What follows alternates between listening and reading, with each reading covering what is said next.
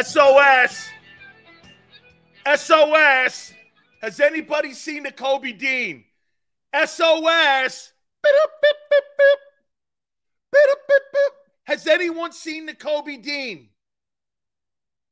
Big Sills. How you doing? Holy shit. Fourth straight day? For a guy who's seen 34 snaps, you might want to get some reps. Don't let Miles Jack take your gig. We're going to get to that here in a minute. That's going to be kind of down the line here a bit, because I am going to talk about the exhibition game against the Ravens here in a minute. I want to show you how hard it is to evaluate the quarterback position. And to show you, funny, Tone was just talking to me about, have you ever seen a player that is thought of 1 year? You know, and here's the crazy part of this.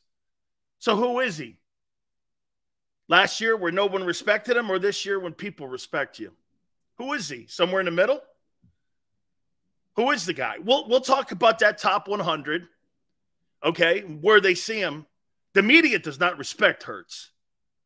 But the most important list he's on, your peers. Well, again, like I said, I'm going to get to that. But I'm going to show you how hard it is to evaluate the quarterback position and how perception can damage a quarterback and how people see him. When Jalen Hurts is still fighting being fired in Alabama when it comes to the media. When it comes to the media and people outside of Philly, when they look at Hurts, like if you go to a CBS website, they don't think shit of that guy. You go to the NFL.com, they don't think shit of that guy. They don't. Wrong. But look at Baker Mayfield. Baker Mayfield is in a battle for the starting quarterback with Kyle Trask in Tampa. And he was the #1 overall selection. How do you miss so? Here, get this. His last 17 games as a starting quarterback in the NFL, he's 5-12. 50% completion percentage. Carson Wentz is better than Baker Mayfield. By far. By far. Carson Wentz is better than any quarterback in Tampa. That's not saying a lot. How do you miss on that? I think a lot of it is perception. It is. Because the one intangible you can't put an evaluation on is what's inside a kid. What drives you? Your work ethic. Jalen Hurts is not the most talented quarterback in the NFL, but you could make an argument he's the hardest working one. And to me, hard work sometimes outplays talent. Brady is the poster child for that. Tom Brady is the poster child. Hey, Tom Brady, he didn't have a celebrated college football career. They were trying to take that job away from him every year. And when he won it, and he came out of college and went to the combines, nobody, even the Patriots, didn't think he was shit. Okay? I mean, hard work does go somewhere. You can outwork talent. Because talent doesn't always fulfill its destiny. Everyone sees, dude, when you figure that out and find that out, if I outwork you, okay, if I outwork you, I'm pretty much going to, you know, I see this and I saw this so much. Look, I was a good college football player, not just my own world. I was a good college football player. I was above average. I got a lot of, I was good. I got to Miami. There were 20 defensive tackles that were ranked way ahead of me. 4-star, 5-star guys. I outworked every freaking one of them but one. And these guys are Russell Maryland, Cortez Kennedy, and dudes like that. Outworked them. You can outwork talent. Once you feel it and see it, it becomes contagious. That's what Jalen's doing. He's outworking people. He's actually outthinking them too. Okay? It's good. It's good. Here's one thing too. You know, I will get to this list. Let me do this list now. I got a top 10. And I saw the top 100 and how the players look. It's a year thing. Okay? Nobody in their right mind is going to sit here and say Jalen Hurts is the best quarterback in the NFL. There's no coincidence. Both quarterbacks are in the Super Bowl, are in the top 3. But it's a respect list. Brady was number 1 last year. He wasn't the best player in the league, but the players respected him. They knew it was his last year. I'd rather be on that list than any other list that comes out or anything, because those are the people that are in my profession and how they perceived me coming off my year. That's not a career conversation, that list. You had a really good 2022. That's how they see it. Nobody in their right mind thinks that Hassan Reddick is a better ball player than TJ Watt. Nobody. Watt was hurt, and Hassan was a good player, but he's not better than TJ Watt. He's not. Again, it's coming off of a season. It's respect that the players give you for the year you had in 2022, which is great. This is not a diss. Again, one more time, though. You know, I will never, and I won't even read anything you're saying now.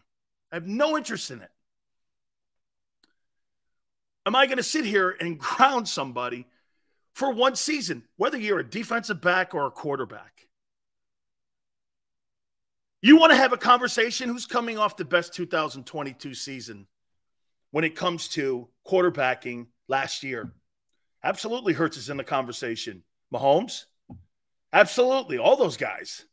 Big numbers. A lot of guys. Trevor Lawrence. Bad start, great finish. Justin Herbert. Great start, horrible finish. A lot of great players. Lamar Jackson, incomplete year and not a very good ending. This is what we do here. Okay? Not waving banners. We tell the truth here. So, let me do my list. Here's the top 10 players I see in the league. By the way, I think you could take these, and I took the same top 10 that they had on theirs because you know why?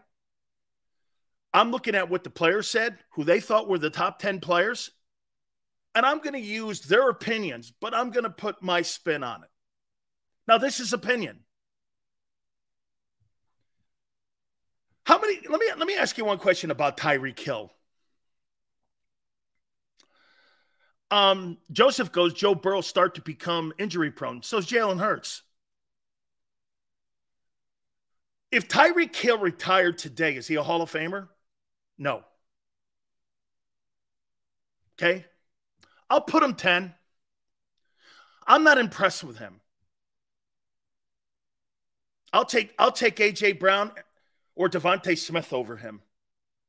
I'm not impressed with him. I know a lot of people are. Speed. Let me ask you this. Would you take Tyreek Hill over A.J. Brown or Devontae Smith? Really? Would you? Players have him in the top 10. Would you take A.J. Brown over him in a game where you had to have your guy blocking downfield, and after the – how many touchdowns did he have? 6? All those yards, 6 touchdowns? I know the shitty quarterback play down there, or I should say inconsistent. I would never take Tyreek Hill over A.J. Brown or Devontae Smith. That's just me. I wouldn't. Players voted these 10 guys. I put Michael Parsons 9th. I think the guy's a big mouth, and I think he shows up sometimes, and I think sometimes he plays great, and I think other times he's average. He's just not a consistent ball player. And I mean by a consistent ball player where you're great every single day.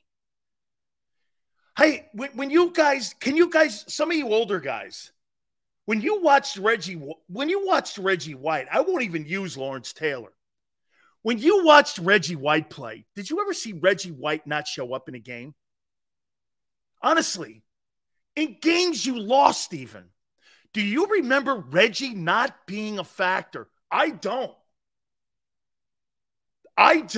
And I watched the tapes on him.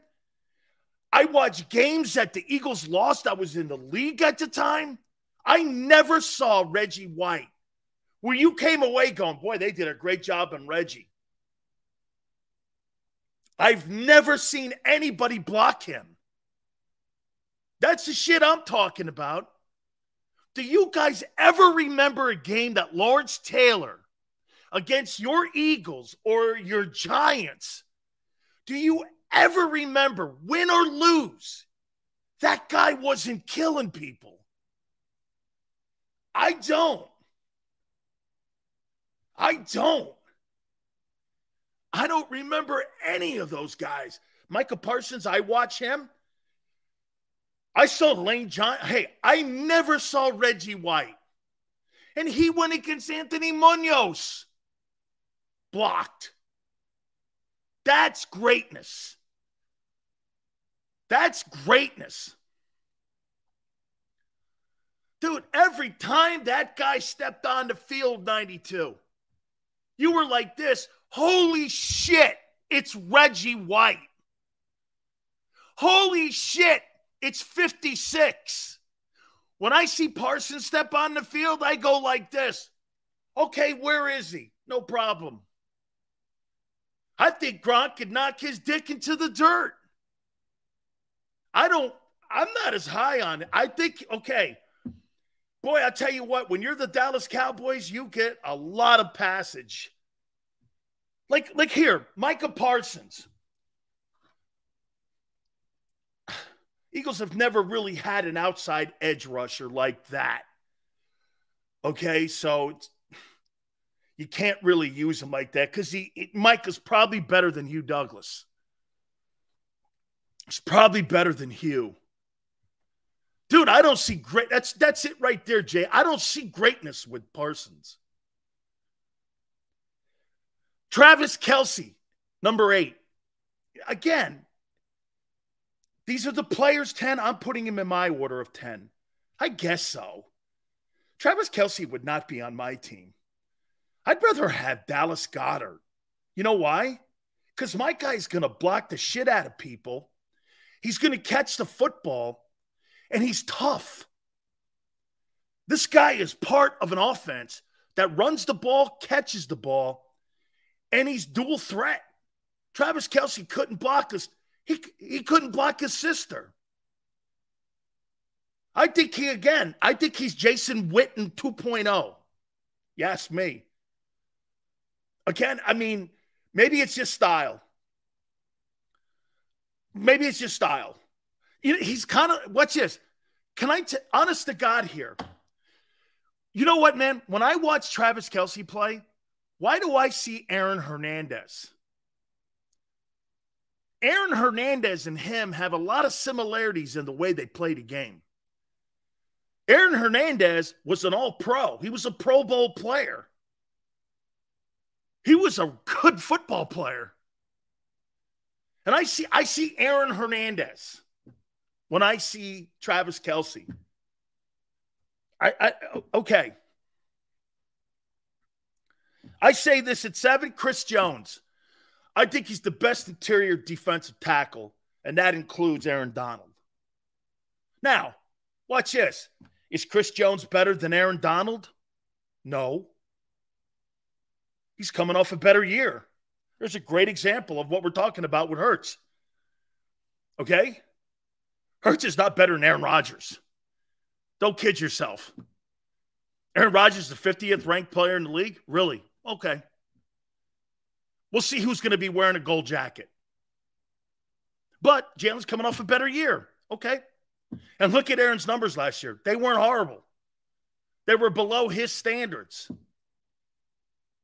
Aaron Rodgers has some of the craziest numbers. It's 4-1 interception touchdown ratio. 4-1. He's the most accurate arm in NFL history. Really. Jalen's better than him. I don't think so. But he's coming off a good year. There's a great example of it here. Chris Jones is not a better ball player than Aaron Donald. Aaron Donald was hurt. Okay? Who in here thinks Chris Jones is better than Aaron Donald? Who thinks Chris Jones is better than Aaron Donald? Does anybody? Does anybody think Chris Jones is better than Aaron Donald? Again, I get it. I got Josh Allen 6. Again, these are the 10. These aren't the 10 guys I'd put in here, but I took their 10. And I put Josh Allen. Josh Allen, for all the shit hey, I'll show you what Eagle fans do. That's fucking crazy great. Okay? How many people think that Josh Allen had a horrible year last year? Josh Allen stats. How many people think that he had a horrible year last year?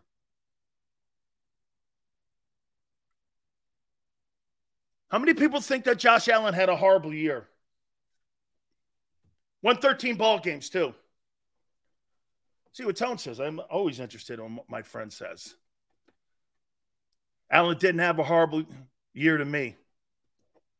Won 13 games, 13-3. You guys said that he didn't really look good. Okay?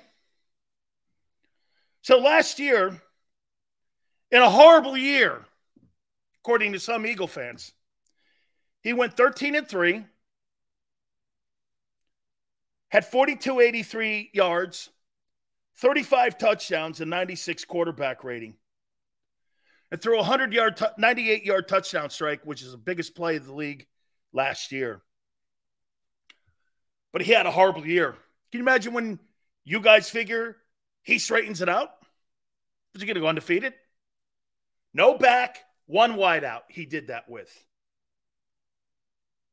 Pretty good defense in the AFC. That guy had a stellar year last year. Just got to protect the ball better. And here, too, Tone, here's something else. Slide. Where you're going to look like Cam. Slide. Led the league in turnovers. Can you imagine, Sean, when he straightens it out and doesn't lead the league in turnovers and still goes 13-3, 35 touchdowns, 4,300 yards? Can you imagine when he does and doesn't turn the ball over? Jalen played a perfect season last year. Can you imagine what the ceiling is? So you actually think there's a higher ceiling for Hurts than Allen? You're crazy. Led the league in turnovers. Can you imagine that? Protect the ball better. Can you imagine when he does? You can coach that. 13-3 in the AFC. If the Bills were in the NFC, they'd be undefeated. Twins goes, Dable left. And I know, man, what a horrible year. 13-3, 35 touchdowns. Jeez. Horrible year. Dropped the ball against the Vikings. Lost home field. Yeah, I know. So many negative things. Can you imagine when he does play better? Good freaking grief. I got Hurts 5th. For a guy that wasn't on the list last year, incredible. I got Hurts 5th, man. And you could debate 3 or 5. I got Jalen 5. He's coming off a great year. What was the most impressive thing about Jalen Hurts last year to give him this high ranking? Wishful thinking of what? Oh, with Allen? Slide, kid. What was the most impressive thing that Jalen did last year? Accuracy? Hurts was consistent. I love that, Brian. He was. He was. He was the most consistent quarterback of any quarterback outside of Mahomes last year, and that's why he's third with the players. Absolutely. He was consistent. And his touch and placement were superior from the year previous. And I disagree with some who say he had a good first year starting. I thought it was mediocre. But one thing I did think in his first year starting, I think he showed his leadership qualities. I don't think he's any better leader last year than he was his first year starting. I think he's the same guy. I do. Efficiency, yes. Efficiency. That's right, JM. That's a really great one by JM. He improved his deficiencies, didn't he? All the weak things that we thought he had, he got better at. Mediocre just sounds negative. It just means average. Okay. I agree. Hurts is cerebral. Tone even said it. He goes, Sills, have you ever seen a guy catapult up the NFL hierarchy like Hurts? No. Okay? No. No. By the way, one more time, I don't think numbers are going to be an indicative thing of this guy. A little behind on the stream, but I agree with your take on Hill. He's fast, but he's a body catcher. I'm with you, JH. I don't think he's got great hands. Brown and Smitty have unbelievable body control and are getting better. I do not think that Tyreek Hill is better than the two receivers in Philadelphia. I do not think that. And by the way, I don't think it's close. I mean, the two fastest wide receivers I've ever seen in the last 30 years have been Deshaun Jackson and Tyreek Hill.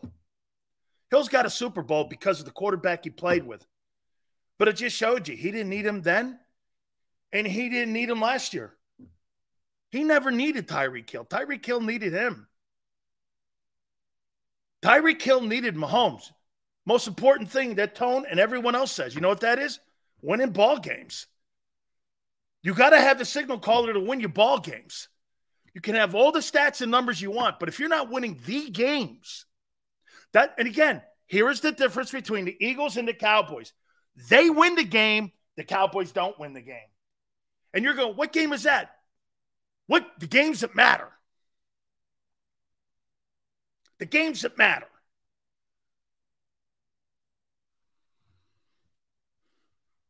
So I got Jalen fifth. Last year, he wasn't even in the top 100. Amazing. Amazing. And I said it again. I know some of you can't hear. I think the Eagles have the best offense in the NFC. Maybe in the NFL. With the combinations, who's got a better O-line, wide receiving core, tight end, quarterback? And get this. Here, I'll tell you something else. If DeAndre Swift plays 15 games, I don't know how you defend him. I don't know how you defend him. If that kid, and they're practicing sweeps and screens, and I've seen them practicing on some of the video, they're practicing that screen and that middle screen. Who has a better offense in the AFC? As a matter of fact, I'm going to get to that list too. I got that. We're going to get to that real soon here. Promise you. We'll do that, JM, here in a bit. I got Nick Bosa fourth. Here's why. Nick Bosa is not just a run stopper. He had 19 and a half sacks. I mean, this guy's a ball player. Nick Bosa is going to make north of $30 million. He's the best non-position player or non-offensive player in the league. Okay? I got Joe Burrow third. 2 consecutive years. He's gone to the AFC title game. He's won one of them. Went to a Super Bowl. In his 3 years starting, it's been a great run, and he's turned around one of the worst organizations in pro football. That's the Bengals. He's turned them around. Totally turned them around. I got Justin Jefferson, too. I'll take that back on Bosa. Hey, if you had to take one, Nick Bosa or Justin Jefferson, who would you take? No. Here, Hawk, I didn't put any of the new names in my top 10. I took who the players thought who the top 10 players were. And I kind of moved them around how I saw them. So I didn't add anybody. I took these are the 10 players that they think are the best players coming off the 2022 year. Okay? So I didn't add anybody.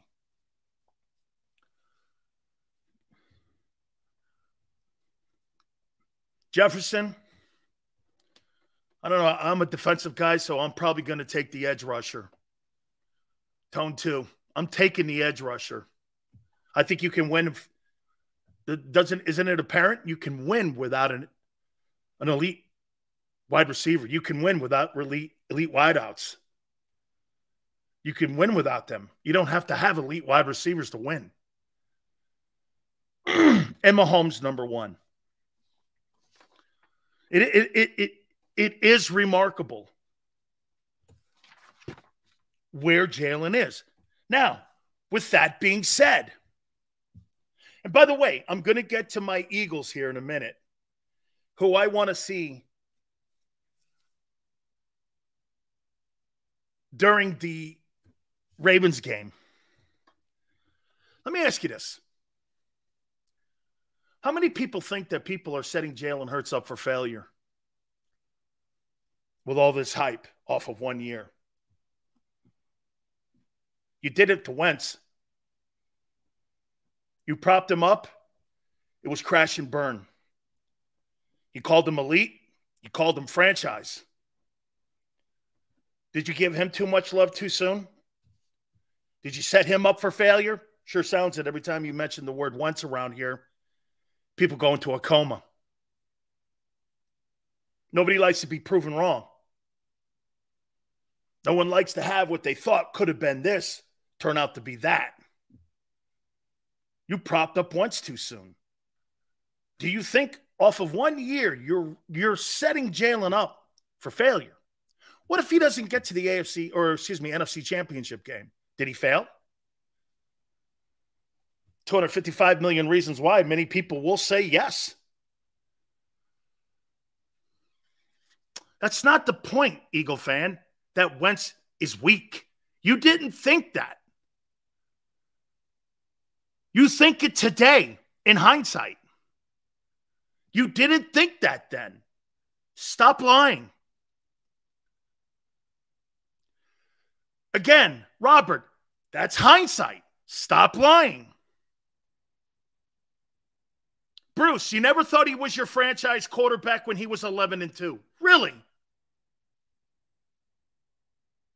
Okay. Again, we beat that to death. We're not continuing that. Do you think you're setting up Jalen Hurts for failure? Tell you what. How about this? If Jalen Hurts doesn't get to the NFC title game, will it be a failure no matter what he does? Yes or no? This, I'm going to hold you to. And I'll tell you what I think. Okay, Jeffy, if Hurts doesn't get to the NFC title game, will the 2023 season be a failure? Yes or no? Yep. Lewis goes, no. Huh.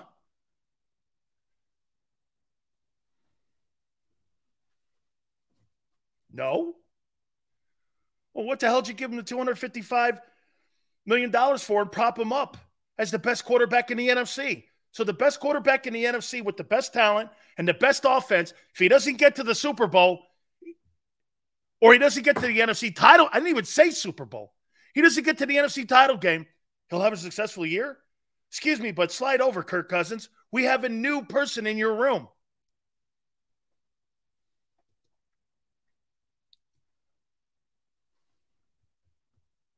Is it a possibility we did prop Wentz up? We love what he provided, but in the end, Wentz did not fail because of skill and talent. He failed because of work ethic and mentality. And that's not on her. I'm not saying that. But the crash and burn that Wentz went through also affected the fan base too, Tone. Because then they immediately turned on a guy who created a lot of success for his time here. It ended horribly. But the Wentz run resulted in a Super Bowl. No matter how you look at that, he was propped up, crash and burn. And now you call it a failure. At the end, that's like saying that the Rams and the Buccaneer run, if they go through 4 years of shitty football, but they won Super Bowls, was a bad run. Wouldn't you give up 4 years of shitty football for a Super Bowl? I would. There's a reason certain teams don't go back to Super Bowls the next year. It's the most difficult thing to do in any team sport. By the way, winning back-to-back World Series. Think about the last National League team that won back-to-back World Series. Can you? Doing it again is the most incredible thing. I can't even think of the last team to do it in the National League. Was it the Reds?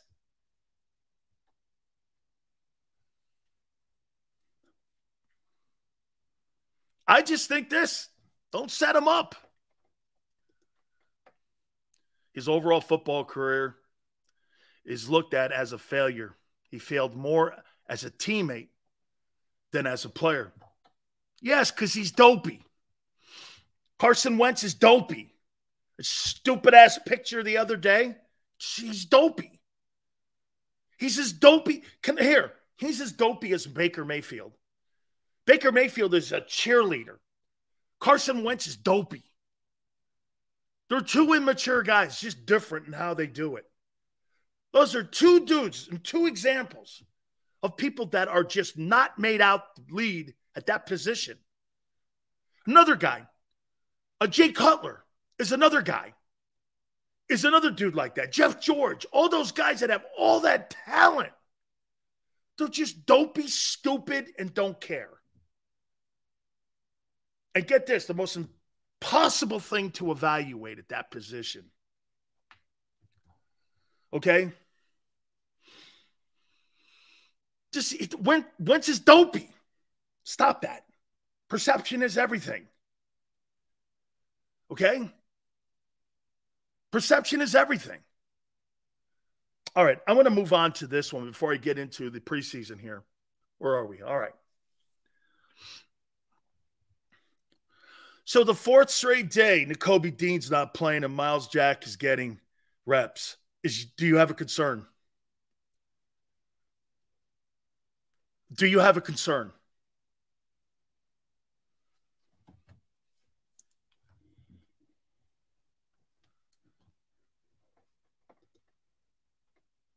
Tone, big I do. Keon, of course, no. And in context, and Shakir goes, no, he's hurt. I know. I know. I'm sorry, but playing football, getting hurt is part of it, or not.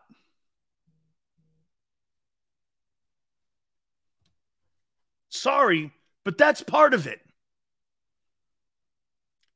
Here's why it's important. You really believe that a guy who took 34 snaps last year. 34 snaps. The midnight green shades are blinding at times, isn't it, Sills? 34 snaps. And he's not going to probably play in the Ravens game. So he's going to miss game tempo, game speed, sitting on the sidelines with a hat on and ice water. And you think that guy's going to be ready for Bill Belichick?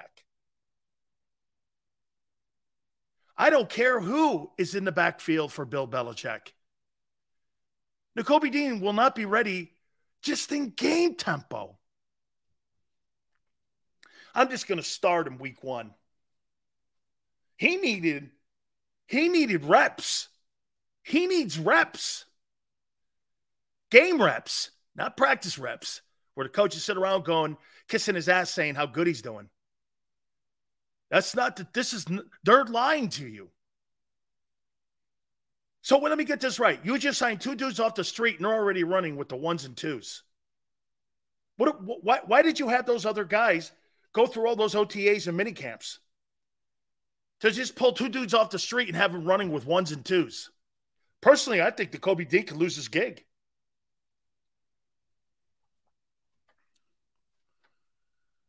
Okay? We got 2 linebackers, not 1. Shit, you ain't got 1. Keon goes 1 week. 1 week. And you can't get through 1 week. And you're out 4 days. That's another week, dude. So get this. This guy can't get through 1 week. And here, he can't get through 1. Let's just go with the health of the guy before we go with the player. So he can't get through 1 week, and he's out another week because of an ankle injury. Okay. And you're expecting that guy to replace 160 tackles. I'll ask you that again. You think that guy is going to replace 160? How about we give him TJ Edwards his first year? What was it, 130? You think, let's not even go the 160 because he's not getting near 100 total tackles. Let's just say the first year of 130 at the mic. He won't come anything near that. Look at Keon go like this. Yes. How are you saying yes when he can't even get through walkthroughs? Shakir goes 130 easy. There's nothing easy about his time so far. He's been hurt. I want to see what the player looks like. Don't they? Don't you want to see what he looks like in game situation as a starting Mike? Or no? Wow.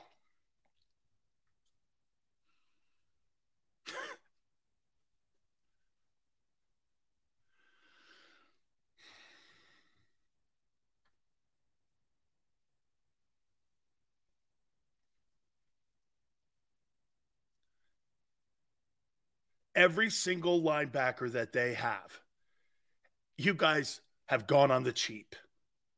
That entire linebacking room is cheap and wishful thinking. And it's not so much that you can't get away with it, but what you decided to do, again, here, see, it's a combination of things. Could you get away? Here, watch this, guys. If you had Javon Hargrave and Fletcher Cox and Sue and Linville Joseph in front of these guys, and you had Epps and CJ behind them, you could probably get away with that. You could probably get away with that. But when you take all of those guys away, you're not, and a new coordinator, you're not getting away with that. You've punched too many holes in the side of the ship. Last year, you had some holes in the run game and in pass coverage. But you were able to get away with it because you got home so much. Okay? Sean goes like this. Kaiser White was a nobody last year. and weren't sold on it. And that is an absolute lie. I loved the signing of Kaiser White because we had Tom Telesco on this program say, I wish to God I didn't let that guy go. He came on this program the year that he signed. Every time people do that, you know why I can always go back and go with the truth? The general manager of the Chargers came on and said, he's a heck of a player, but we had to make financial decisions. That is not true. Tom Telesco on this program, go back in JAKIB Media and you'll see it, and him saying it and me asking him about him. Not true. Made up fake news. Okay? Kaiser White, the Eagles invested money in him. They gave him a signing bonus. Every linebacker that the Eagles have signed, they've given no money to. Somebody goes like this yesterday. Well, he's making 2.5. No, he's not. He'll make $2.5 million when the season starts in September. Right now, they're campers. They're making $3,500 a week. Zach Cunningham and Miles Jack are making $3,500 a week. Now, there could be a roster bonus somewhere in there of 10 grand or something like that to add to it. But they're making camp money now for veterans. That's $3,500 a week. They're not making their salary. That's not true. Your salary, when you sign a salary, your salary is for the regular season. It's not for the entire year. Jesus criminy. Didn't anybody get you guys an understanding of how contracts work in the NFL? Patrick Mahomes is not paid $40 million during camp. He's got incentives for roster reporting bonuses. He'll get $400,000 for reporting to camp on time. That's how they compensate that. If he's on the roster, then he probably gets weekly bonuses. So they compensate.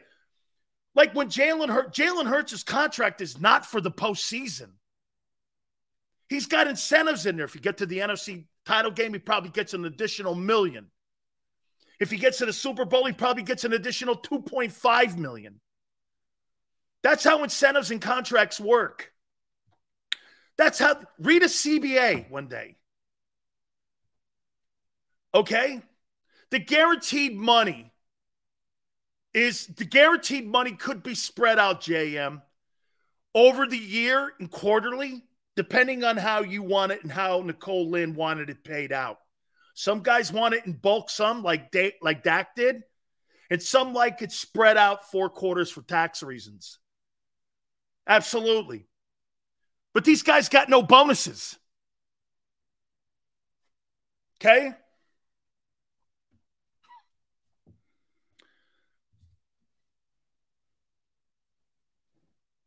They got 5. They got no signing bonus money. There's no money given to them. That is an absolute lie. Holy shit. Dude, read the Inquirer. Read the Inquirer. Read anybody. Nobody gave them any signing bonus. So wait a minute. Did Morrow get money? Morrow got no signing money either. I'm not going through this bullshit. Anyway, one thing is for sure. You got a problem at linebacker. Got a problem at linebacker. All right. Let's go into this. Here are the players that I want to see play during the week of the Ravens. Okay? 12th, right? Is when they play the Ravens? Okay. I got to find out if Nicholas Morrow can play or not play. I don't think he's a good ball player. Now, I'm going to take a little bit of what Tone told me, and I happen to agree, maybe with better people. Maybe the guy plays better. Okay? Maybe he does. There's a component to that. Okay? There's a component to that. Okay? I want to find out if this guy can play. I think he's got to play in that Ravens game. Let's see if this guy can play. Dude, you're splitting time with a guy who's a practice squad guy. I got to see if that guy can play. So help me out here on this. What's the status of Keely Ringo? Has he been playing? Has anybody watched him play or anything? Has anyone seen him? I've heard nothing of him. Is he getting any reps with the ones or twos or what? I've heard nothing of him. Is he getting any? What's going on with him? I mean, it's almost like this guy belongs on a milk carton. Has anyone said any of that? I mean, I haven't heard anyone say he's having a good camp or anything. Okay? I want to see him play. Let's get him acclimated. I'll tell you what, these preseason games are more important this year than they were a year ago. You know why? You've got to find your depth. You don't have depth. Where's your depth at wideout? 0. You have some depth at tackle. I like the kid Sills being brought back. You have no depth at DT. You have no depth at edge rusher. You have 0 depth at corner. You have no depth at linebacker. So you're going to need to find these guys and create some depth. Hey, Dan, you're very knowledgeable and passionate about football. Why don't you coach, or why do you have an issue, or do you have a same issue Seth would on being no-nonsense guy? I've been offered – I got offered to coach at the University of Miami with Randy Shannon, Butch Davis in Cleveland and Carolina. I was offered opportunities, Ace, to be in the personnel department with the Raiders and Al Davis and Ken Herrick. And I sometimes question, whether or not I should have done that. Okay? So it was a choice. It was a choice. And maybe I picked wrong. Okay? Maybe I picked wrong. Okay?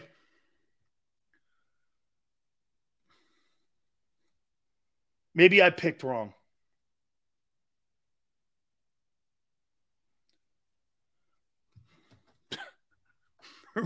Raiders are watching.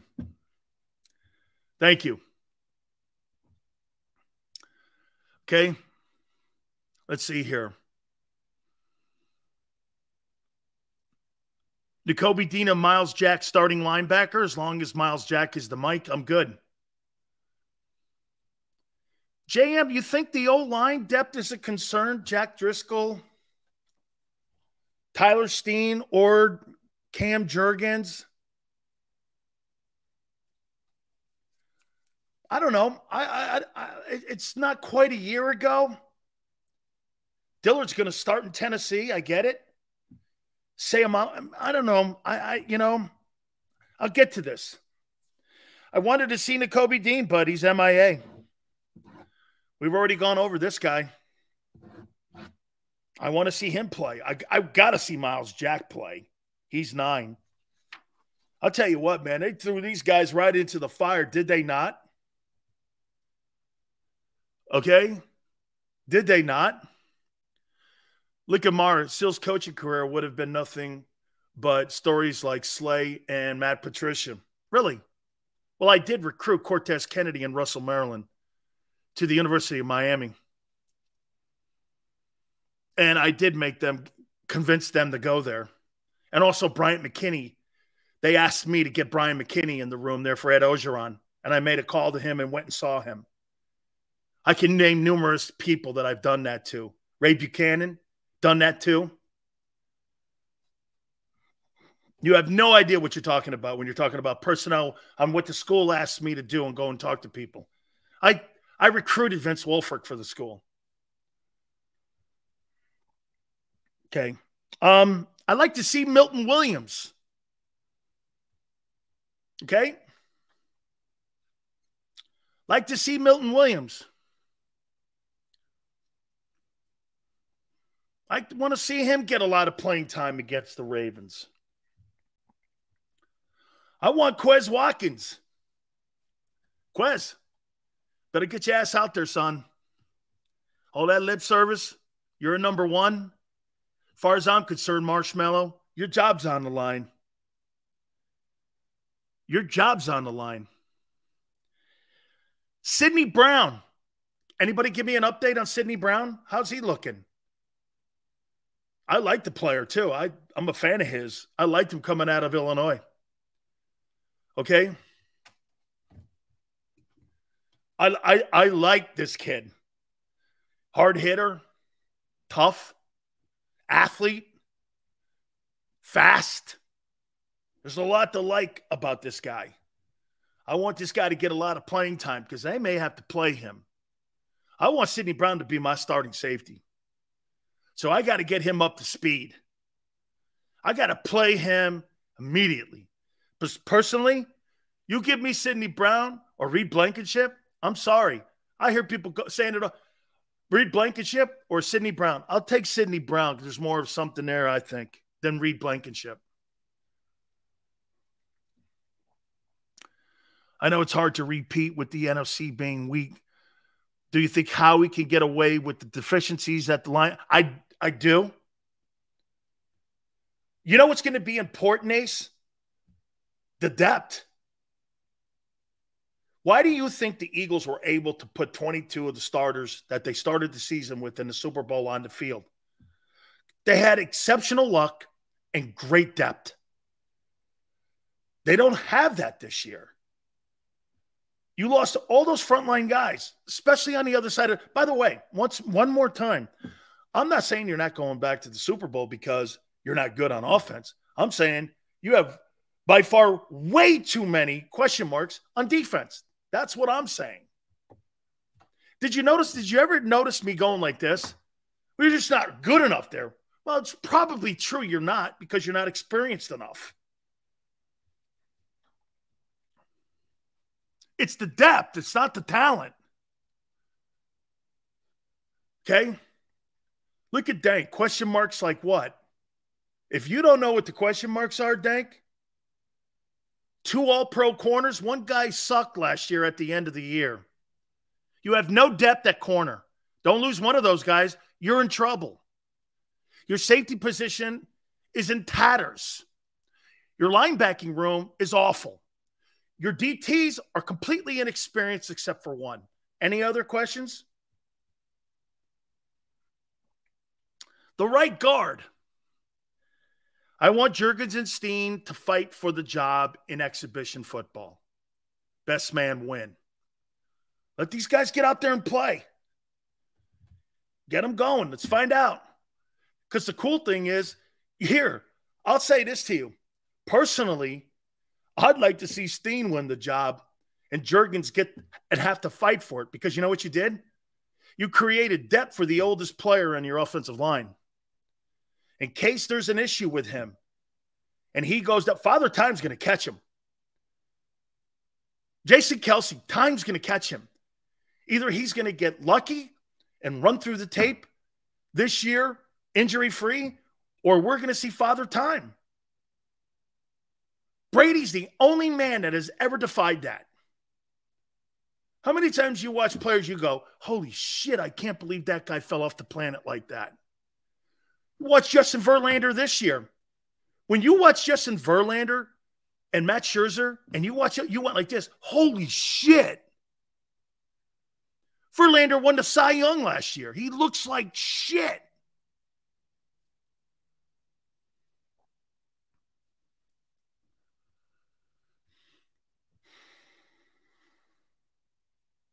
I want to see Jalen Carter get some reps. Let's go.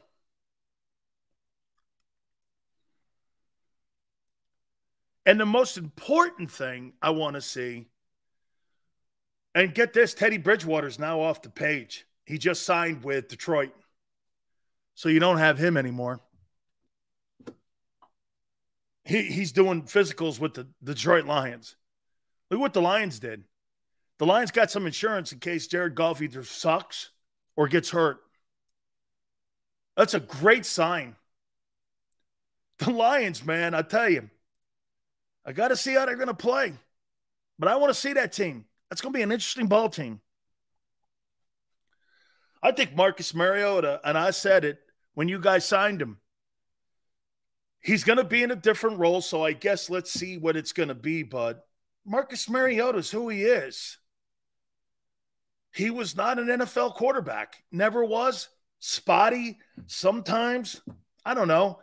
Get this. So Mariota and Mayfield and Sam Darnold and all these so-called Josh Rosen and all these guys were all so highly thought of. They're garbage. They're garbage. And I say that because of the amount of investment and manpower you put in to evaluate these guys. And when people consistently try to tell you, well, if he goes to a different, hey, it works sometimes. Look at Ryan Tannehill. It's a great example of that. Ryan Tannehill, right? Guy goes somewhere. All of a sudden, Ryan Tannehill has gone to conference championship games. That's a guy that looked terrible in Miami. It happens. Brett Favre was going nowhere in Atlanta. Goes to Green Bay. It's coaching too, by the way. It's total coaching. And it just shows you again, if you've got great coaching around you, you're going to do great things. You're going to do great things. Okay? If Hurts is out 4 to 5 games, we're done anyways. I don't think that JM in the NFC. I don't think that. You may be done on home field advantage because of the schedule you're playing. But I think that team, if Jalen's out here, it's a great point. If Jalen's out 4 weeks, how many weeks was he out last year? 3 or 2? How many weeks was Hurts out? Let's see, he missed Saints, Cowboys. Saints and Cowboys, is that it? Saints and Cowboys.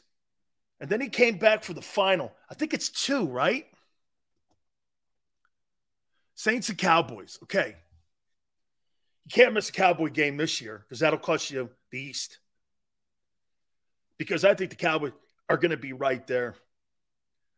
Okay? I think the Cowboys are going to be right there. The Cowboys are good. They're going to be good again. The question will be, will they win the game that matters like the Eagles have? That, I don't know. But they're going to be good. See, to me, it's about getting the Eagles in the NFC title game. They're comfortable playing you, and they're comfortable beating you. But every time they play anyone else, man, they're built to beat the Eagles, and they're not built to win a Super Bowl. The Eagles are built for the distance and the long haul. The Cowboys are not. Again, I said this 2 days ago. The Cowboys will do this to the Eagles. They'll beat them 28-25 and turn around and score 4 points against the Saints and get beat 10-6. And you're like, what?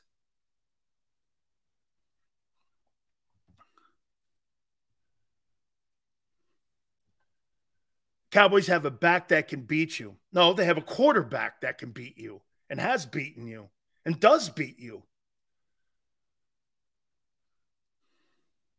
And 85 goes Jalen Hurts, top 3 of the NFL 100. Hey, it's a great reputation list. That's what the players think of him coming off his year. It's a great reputation list. It's not who the best players are, but it's a great reputation list. And that's what they think of him coming off that year. Absolutely. The national people don't think that much of him. And that doesn't really matter. It's what your peers think of you. And the peers, okay, like again, when we talked about that. Chris Jones is not a better ball player than Aaron Donald. Aaron Donald's not in the top 10. But Chris Jones is coming off a better year. Okay. If we're going down that context, and that is the context. That's right. 2 quarterbacks in the top 3, we're in the Super Bowl. I don't think there's any coincidence to that. Bengals, Eagles are chokers, Dan. Check the record. They choke. Now, they get their – here's the difference, Ben, between the Eagles and the Cowboys. They may strike out the Eagles, but they get their 4 swings. Okay, or they get their 3 swings. Okay? Cowboys don't get up to the plate. They don't get up to the plate. The Eagles get a shot with 3 swings to win it. Cowboys don't get their 3 swings. They're not even at the dish. They're not even at the dish. Okay? You got to get to, hey, at least they get to the plate. They have a shot to win it. I'd want to be in that boat than the other one. Well, I'm never going to get my swings at a tile? No. Shit. What am I doing here? Getting paid? Okay. I want to take a look at both the AFC and NFC.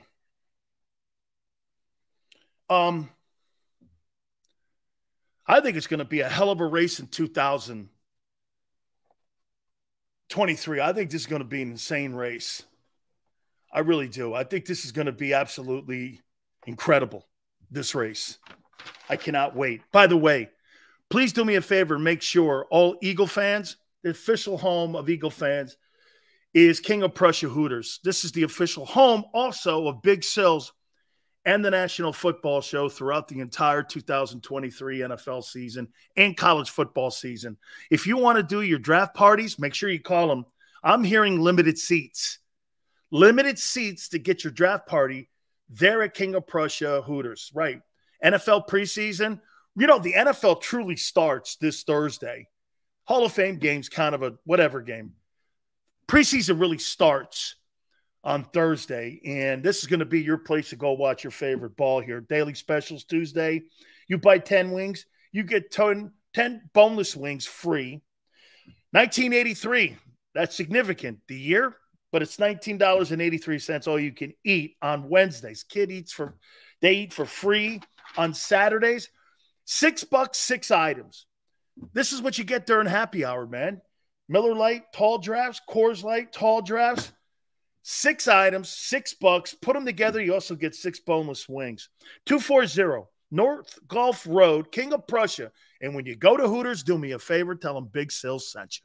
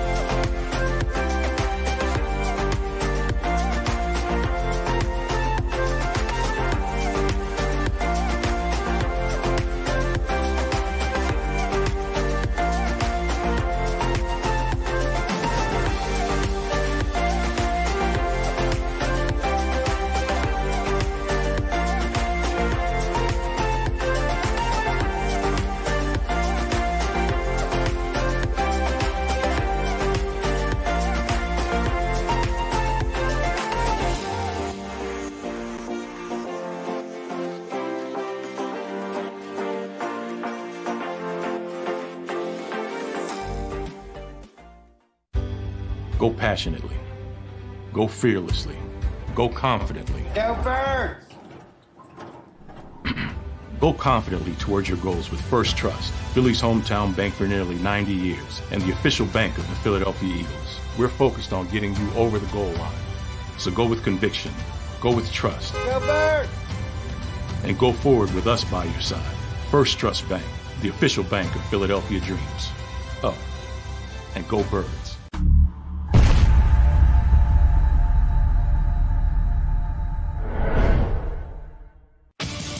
The greatest fans on earth. It's a bold statement, but would you expect anything less from Philadelphia? 58 years of heartache creates a toughness, a grit, a resolve not found in most. Sure, our prayers were answered, but now that we've had a taste, we're looking for more.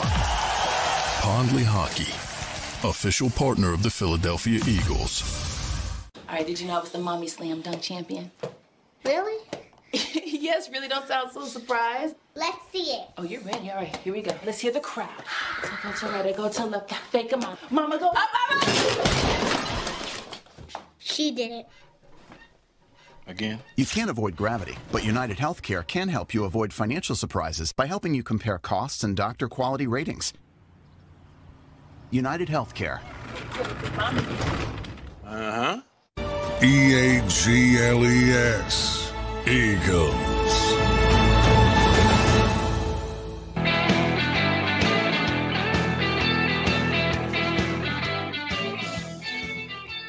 How many people think Mike Tomlin's a good coach?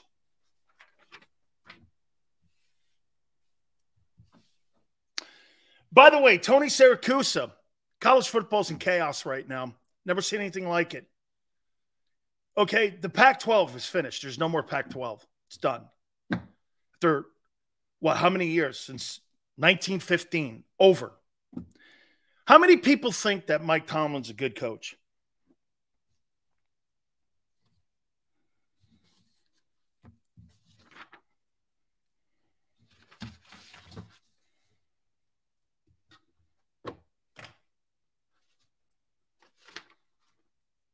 For the record, I'd love to play for him.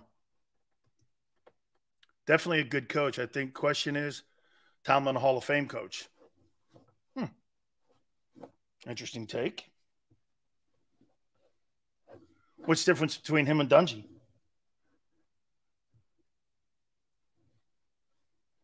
What's Dungy done? More than Tomlin. Is Dungy a Hall of Fame coach?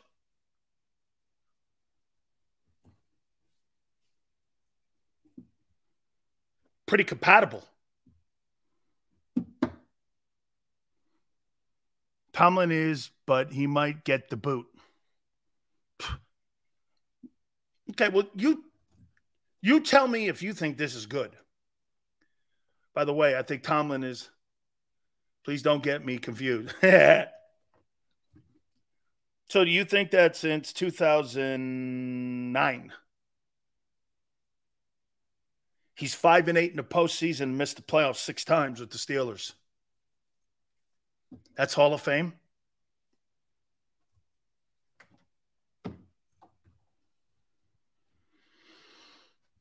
Since 2009, they've missed the playoffs 6 times. 5-8.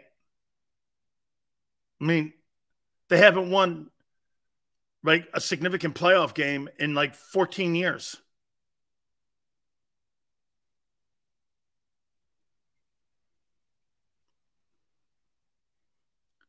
You guys are trying to tell me you think Sirianni's some sort of special coach.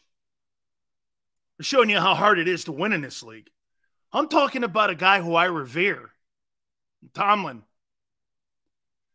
Who everyone looks at Mike Tomlin. You know who's got a better postseason record than Mike Tomlin? Mike McCarthy. But yet you look at Tomlin different. Yeah, what's he done since 2009? What's he done in the last 13 years? 14 years? Nothing. Now, is that running out of steam with Ben?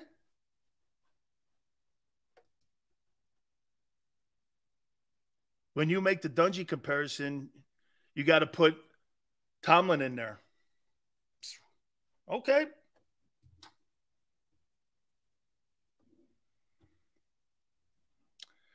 Tony Dungy, again, his best coaching job was in Tampa.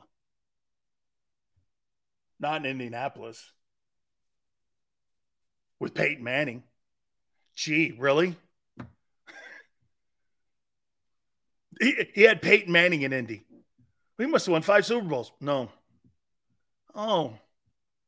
The job he did in Tampa by turning that shit organization around and turning it into a winner, that's his greatest accomplishment. All those draft choices. Discovering the Tampa 2. The coaching hierarchy tree he started with Mike Tomlin. Guys like that. His best coaching was in Tampa. What's McCarthy done without Rodgers? What's Sean Payton done without Drew Brees?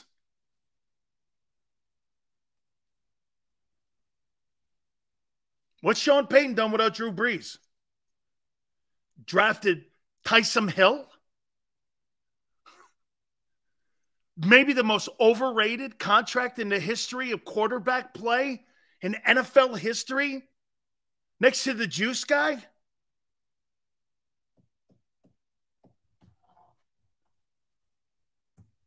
I mean, come on. Bill without Tom? Hey, Steve, what did Parcells do without Bill Belichick? I'll wait.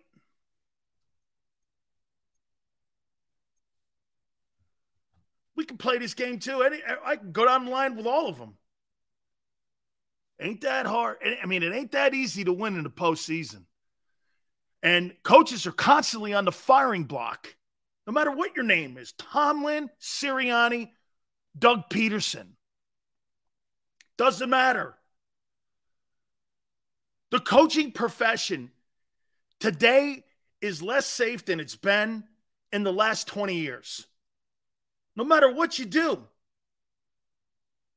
You could win a Super Bowl and then 2 years later, you get a knock on the door from Jeffrey Lurie and Howie Roseman and you're fired.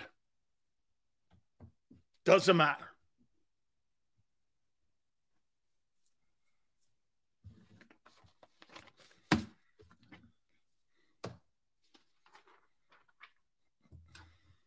Ace. Seals, good coaches most of the time have good players. It goes hand in hand. It can't survive apart, in my opinion. It can't. And what's different today is that the coaches don't get an opportunity to handpick their players like they used to. There's only been 2 head coaches, maybe 3 head coaches in my lifetime that I've seen and played against or were around that were the greatest talent evaluators and head coaches. They were Jimmy Johnson, Chuck Noll, and Bill Walsh. Handpicked their talent with guys that they handpicked to pick the talent with, put systems in play. But the difference was with those coaches were what? There was no salary cap. Now with the massive turnover that you have, look at the turnover that the Eagles have had. I think it's harder to be a general manager, and I think you can't do dual roles anymore. I don't think coaches today could be general managers and head coaches because there's just so much turnover. There's not a chance in hell Chuck Noll could sit down and talk about a kid from North Texas State and sit there and evaluate that and then prepare for the Oilers or prepare for the Chargers for the weekend. There's just no time for that. So that role of having the dual dude is gone. And that's why front offices and having people like Roseman are so important. Peter King at SI just declared us the deepest team in the league. His opinion is Tom Brady is your opinion. Okay. Jay Buzz, if you think you have the deepest team, you have the shittiest linebacking room in the league. You took 2 dudes off the street already. How is that deep?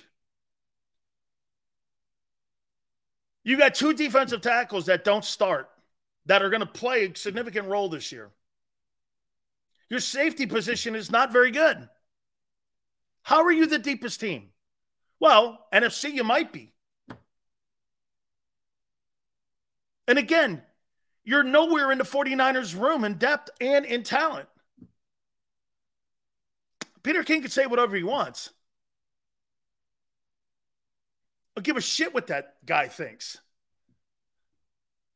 How are you deep when you have a Mike linebacker that has 34 snaps and is hurt already? You're going to plug him in against the Patriots because he played in the SEC title game 2 years ago. Congratulations. That's some thinking, I guess.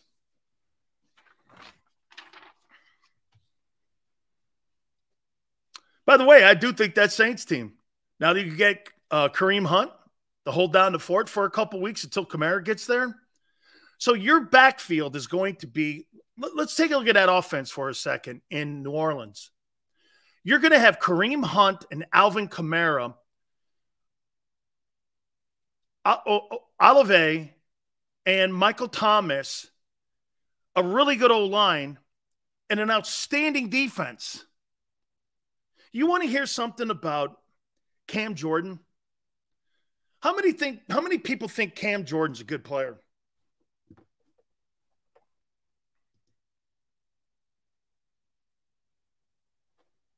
He hasn't signed with the Saints. I thought he was, from what I understand. I thought he took a physical with them. He is still a free agent, is meeting the Colts. Okay, I thought he was going to New Orleans. I thought I must have misheard that.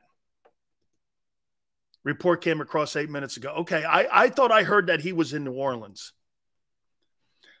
How many people believe Cam Jordan? Everyone did. You're good. Okay, good. All right. He just signed a contract extension, too. Do you know he has more sacks than J.J. Watt?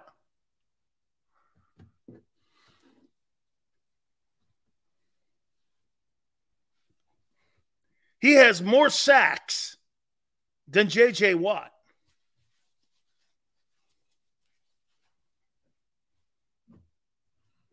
They got a good defense. Lattimore back, they're good. That team's going to win some ball games. Cam Jordan's a great player. Always kind of like has been under the radar. Okay? Always been a little under the radar. He's a good football player. Always been. That Saints team's going to be a good ball team. Let me one more time before we get to like both divisions, and I want to give my opinion on AFC, NFC, as we're getting ready for really the first games of exhibition football. And I'm going to look at the these are going to be my rosters. Okay? Forte thinks that Cam Jordan and Brandon Graham are the same guy. Never close. Cam Jordan's a superstar. Brandon Graham's never been.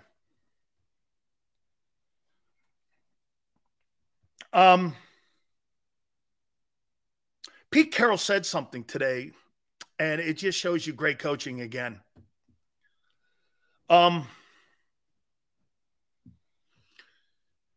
He goes like this today. Man, Brandon Graham and Cam Jordan aren't in the same atmosphere, and I love Brandon. As people, you want to have that conversation? I'm sure Brandon Graham is one of the great. When I think of Brandon Graham, can I tell you what I think of? A really good football player that should be up for the Walter Payton Man of the Year honor every year. That's what I think of him. But when we're talking about football players and football talent, justification goes to the right player. Cam Jordan's 10 times the player he was. Okay?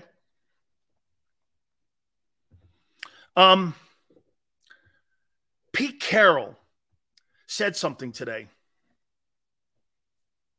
He goes, more and more I watch Geno Smith, the more and more I see this guy getting better and better and better and better. Okay? Just getting better and better and better and better and better. Continuing to get better and better. I just showed you what great coaching is. Guy believes in you. Guy's pushing you. He's given you 2,000-yard wide receivers. He's got faith in you. And it's not just lip service. He's putting good ball players around him. Went and got the running back from Michigan State, 1,000 yards, helped him out. Has 2,000-yard wideouts, helped him out. Got a coordinator up there who buys into Geno, and they gave him 30-some million a year for a guy who was kicked to the trash can because no one wanted to coach him. Thought he was aloof. Couldn't win the locker room over. Got his ass kicked in the Jets locker room. And no one defended him, including his own line. There's hope for Carson Wentz. He should look to that. Seattle would be a great place for him. Go sit up there and get coached hard. That might be the... Geno Smith was one team away from being kicked out of the league. He was one team away from the XFL. And Pete Carroll saved his life. His football life.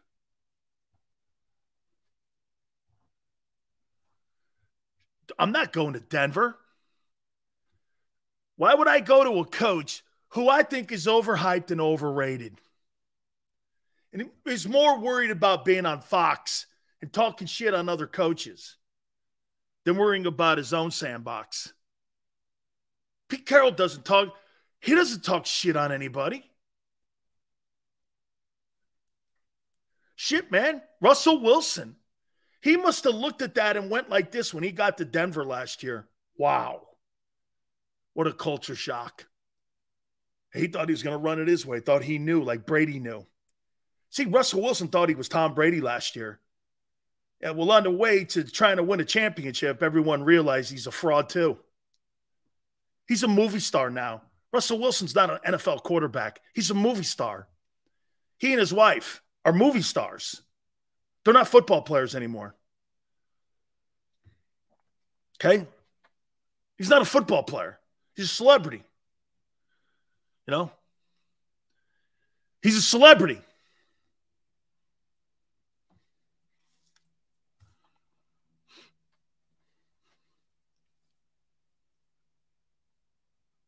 You go to a place like Seattle, you get saved. That's what I'm saying. Let me get to this. I think it's going to be interesting. By the way, I will say this about Pete Carroll. I do think that the Broncos turn it around. I do.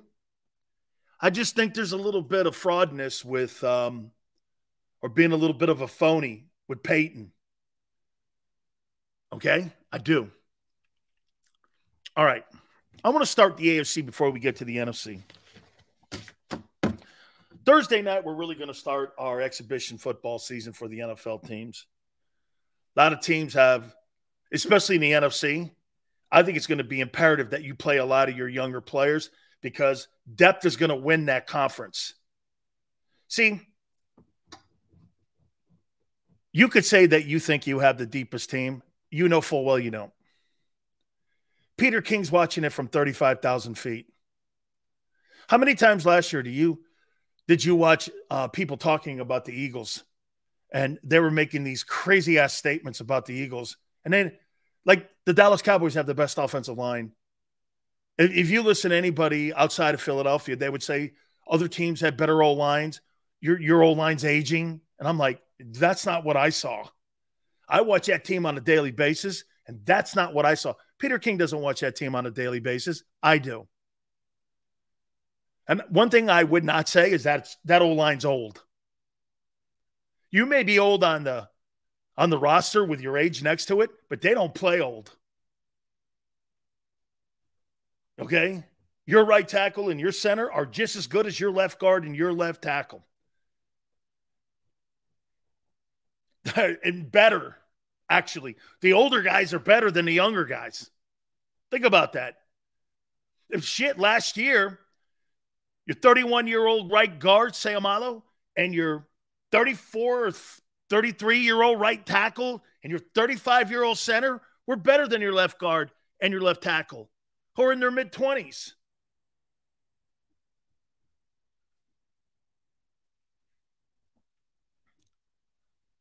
So here's the AFC.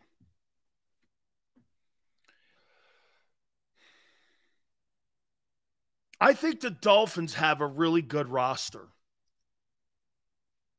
I do. Do the Dolphins have a Super Bowl roster? How about this? Let's do this with the Dolphins. If Tua gives the Dolphins 16 games, 16 games,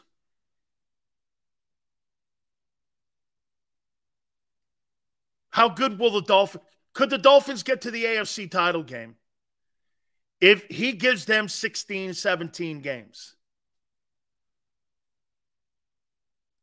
Peter North said no team is too deep. Congratulations, Maniac. I hear you're playing the boardwalk. Don't eat the veal. Don't eat the veal. Hey, I hear he's playing Oceans.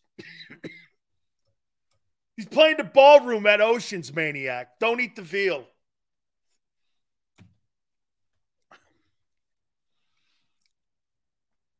Not in the AFC? Okay. I don't think they're an AFC championship contender either. All right? I do think their roster's good, though.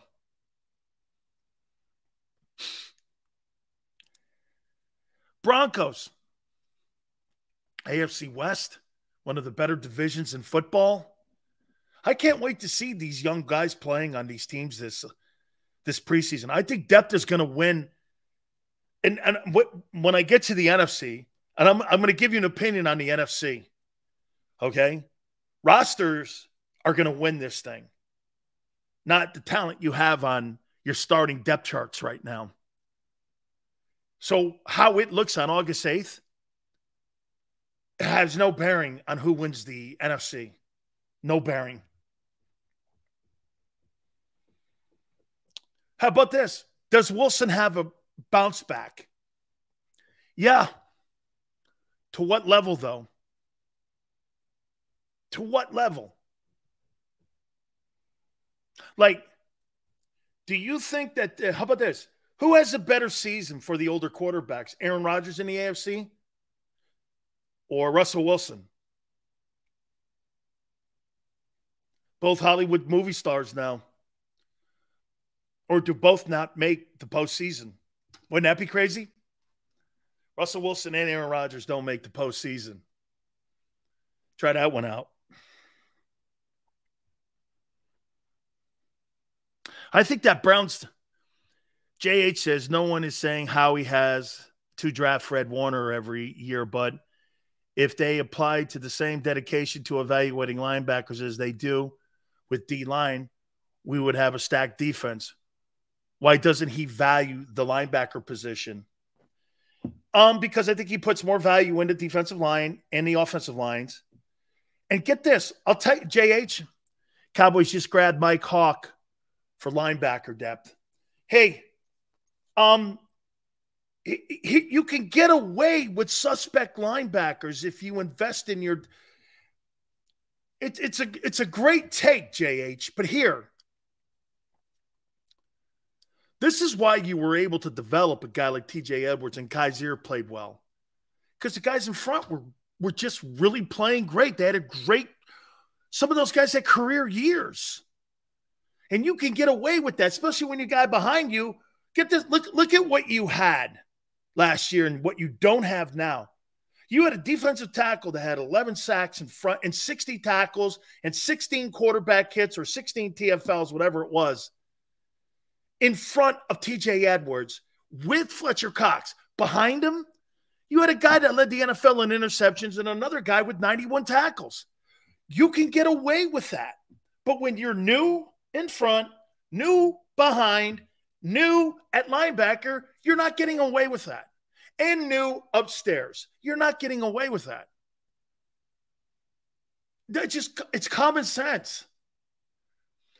What happened was you should have brought Edwards back. He would have helped the defensive tackle play and the safety play. They didn't want to invest, though.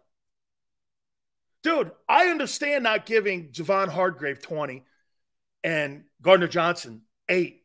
But what I don't get is, so you're going to lose all those other guys around you and your coordinator at the same time, and you're going to put a guy in there who's a schwimp and played 34 snaps last year. Not 34 tackles, 34 snaps. Makes no sense. It has no common sense to it. And then you could sit here with Peter King. How in the world does Peter King say you're deep when you got guys that have never played a snap? How do you say that? You got one guy who underachieved last year in Jordan Davis. You got another guy who's never played a snap in his life in the NFL. You got a linebacker, Mike Linebacker, who's played 34 snaps. You just signed 2 dudes off the street. Rest of them are free agents and guys that were fired. I don't know how that's deep.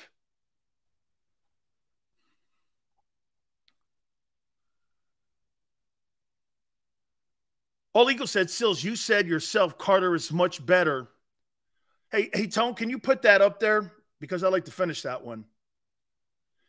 I said there's a shot that kid could be more than Javon Hargrave. Correct. But let him play one down first. I'm not wishful thinking here. Sills, you said yourself Carter is much better talent than Hargrave. Okay. He has more potential, I said. Potential is something that you haven't done yet. You guys don't understand what the word potential means. Potential means you haven't done it. No one ever in a million years ever puts the word potential with Mahomes. No one. We know who he is. When you hear the word potential, they're still not sure about you.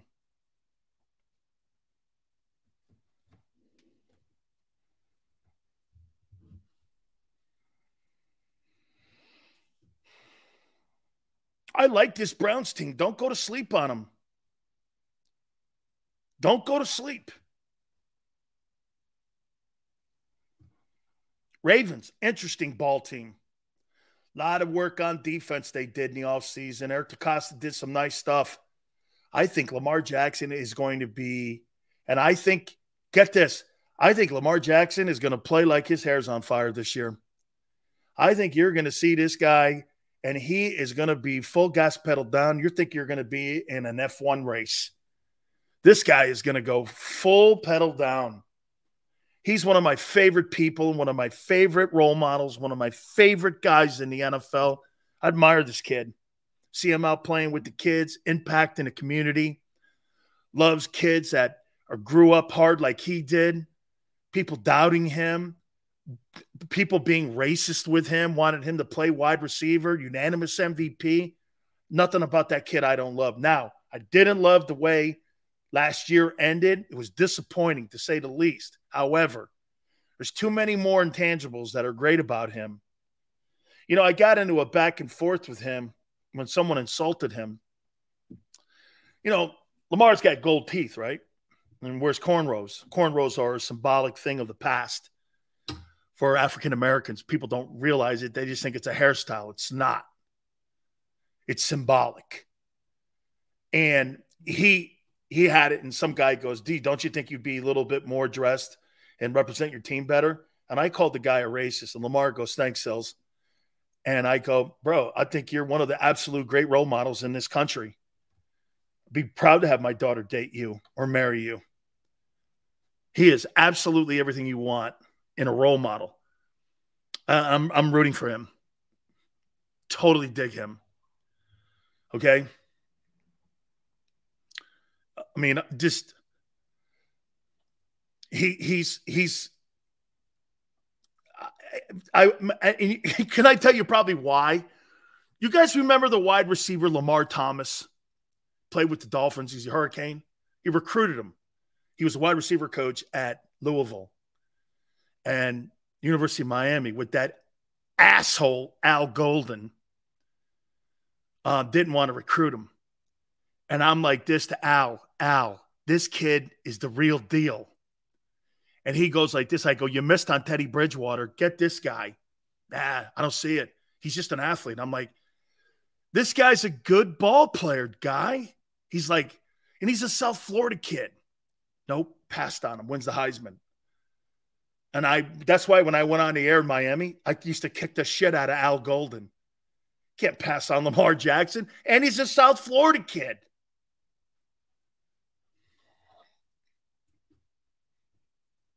God, it rubs me the wrong way. And Lamar Thomas is one of my boys. He's one of my guys. Always will be. I think he's the wide receiver coach now at Kentucky. One of my guys. Love him. I got the Jets at 6. Whew. Talk about hype. Oh, Hard Knocks is tonight. You see the Saints got Hunt? Tone is disputing that. I heard that earlier. You may be right about them winning a bunch of games. Can't take them lightly this year. NFC might be better this year. JH, I thought also that he was taking a physical with the Saints, but Tone has said since that earlier report that he's talking with the Colts. So until we see something in ink, let's hang in there and see where he lands. If he does land in New Orleans, Kareem Hunt and Alvin Kamara in the backfield with Derek Carr would be pretty damn would be cool to see. All right? Would be cool to see. Jets Hard Knocks starts tonight. I'd be like this. Hey, man. Okay. Better win some games, bro. Jets got a lot of pub on them. Shit, Craig Carton's like the biggest cheerleader I've ever seen. Wait a minute. Who's the biggest Eagle cheerleader in Philly? Oh, yeah, Elliott Spitzer, Polly Shore. I would say he's one of the top ones. Who else? Elliott Spitzer, Polly Shore. Couple dudes over at the Inquirer are pretty big cheerleaders. I won't name any names. Let's see. Anybody at the Fanatic? I don't. There's a couple cheerleaders.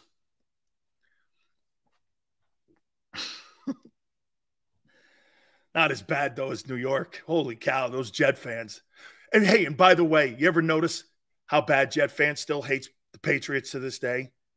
Because Belichick turned them down being the head coach. Al Golden is Miami's Jerry Fouts. So damn true. So damn true. Oh, my God, I hate that guy. Al Golden. I did an interview with a guy in Miami last week, and he goes, every time Al Golden came and talked to you, he was afraid of you. He was. Because he didn't know what I was going to say. Like, you're recruiting New Jersey? There's great players in New Jersey, but they're going to Penn State or Pitt. They're not going to Miami. Why are you recruiting those places? Recruit South Florida. Stay in your backyard. Save your money. Got better players in South Florida. New Jersey's got great players. Pennsylvania, too. PA's got – I would say this PA high school football, really good, really good.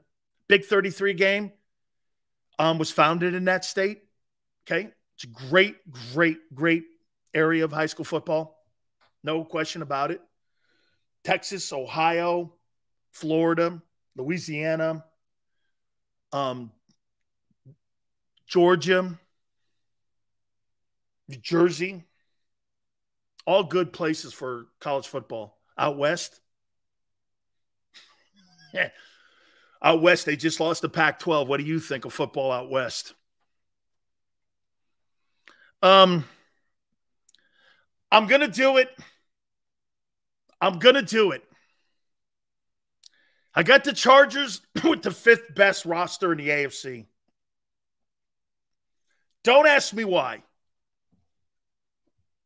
I don't know.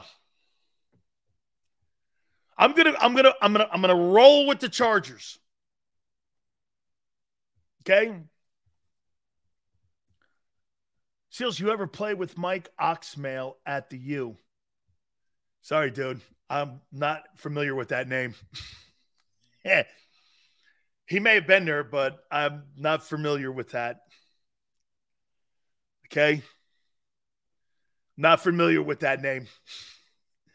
There's some guys that played at the U. Hey, don't you remember me? I played at the U. I was with you. And I went, yeah, no, I'm sorry. No, that doesn't, no. Yeah. Okay, I'm glad. Hey, way to go. We're brothers, kind of. Hey, sometimes it's like when a guy comes up to me and goes, hey, Sills, we're paisans. And I go, oh, so you're kind of like from Rome and places to the south like Sicily and all that. He goes, no, I'm Calabrese. I said, oh, so we're almost paisans. I wonder if we will sign Hayward. Yeah, okay. San Francisco just picked up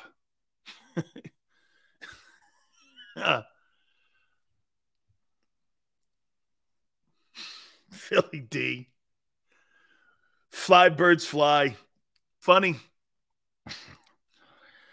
Thor, the guy you fired. Those are funny. Those are funny posts. Hey, Thor, the guy you fired and your best head football coach in the history of your football team, his Jaguars are 4. How you doing? I think the Jags are going to make a move this year. The Bengals. Joey B. Number 3. Bills. Josh Allen. Eagle fans go, that guy's a turnover machine. He's just not good. He's had really bonehead plays. He's 13-3. He threw for 35 touchdowns. He had a bad year, according to Eagle fans. What happens when he plays well? Or better? He's Mahomes. That's his upside. He's Mahomes. Jalen will never play like Mahomes. Allen can, according to you. Imagine if he doesn't turn the ball over. You telling me he's going to go 17-0? Look at his Dankos. Threw for 35 touchdowns and can't run. Damn, can't run. Turns the ball over, and the team still went 13-3.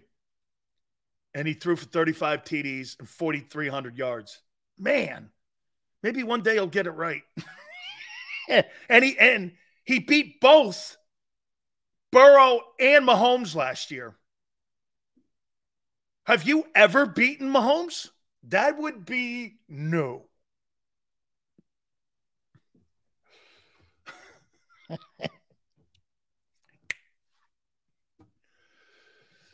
Sue, here we go again.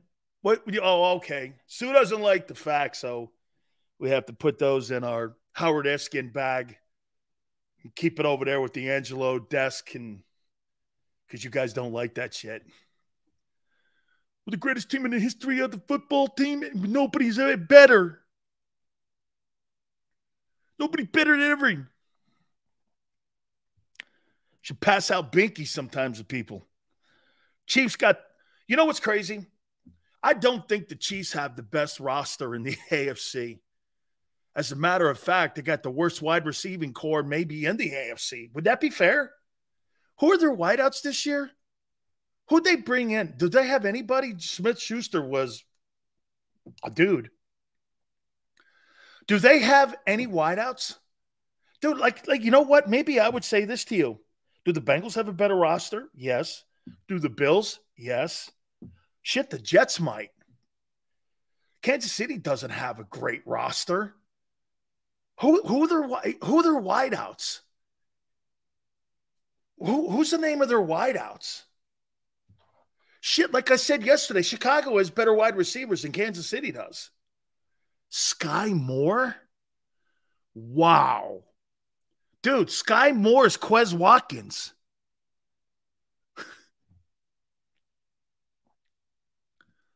That's Quez Watkins. Wow. Tony? Look at... Isn't it funny that the majority of the wide receivers that Andy had in... Hey, Tone, is this a coincidence? Don't put T.O. in the conversation. Okay? Don't put T.O. in the conversation. But all the years that Andy was in Philadelphia, who's the best wide receiver he had? You think Djax is comparable to Tyreek Hill? Probably. And then after that, who? Who did he have? Kind of guys. FedEx. Freddie Mitchell. Who else? Jeremy Maclin. Those guys are okay. Jeremy Maclin, Juju Smith-Schuster. Hunter Renfrow, Jeremy Maclin. Reggie Brown. Kind of dudes. Not great. J.M. goes never had Kelsey, but he had great tight ends. He had really good pass-catching tight ends in Philadelphia. I don't think there's any coincidence to that because it kind of looks the same. All right, I'm going to do the NFC here in a second. And we're going to talk a little bit about the Eagles' place in the NFC when it comes to rosters. Exhibition football starts Thursday, and your place is Hooters KOP, King of Prussia, the official home of the National Football League for the 2023 football season. And as we mentioned with exhibition football, this is the official home of Eagle fans. Have yourself a cold one. Have yourself a great one. Get your draft parties ready for the upcoming NFL season. Reserve seats now while you can. Daily specials, Tuesdays, buy 10 wings. You get 10 boneless wings for free if you do this. This is stuff that's been going on for over 40 years. And this is the 40th anniversary of Hooters, too, by the way. Wing Wednesdays. All you can eat Wing Wednesdays, 1983. Kids eat for free on Saturdays. I say this to you all the time also. One of the best things you can do, try their fried pickles. Okay? Try that fried pickle, man. Absolutely insane. Miller Lite, Tall Drafts, Coors Light. Get the sandwiches, man. Some of the best. Also, steamers they have there as well. 240 North Gulf Road, King of Prussia. When you go to the Hooters in King of Prussia, do me a favor. Tell them Big Sil sent you.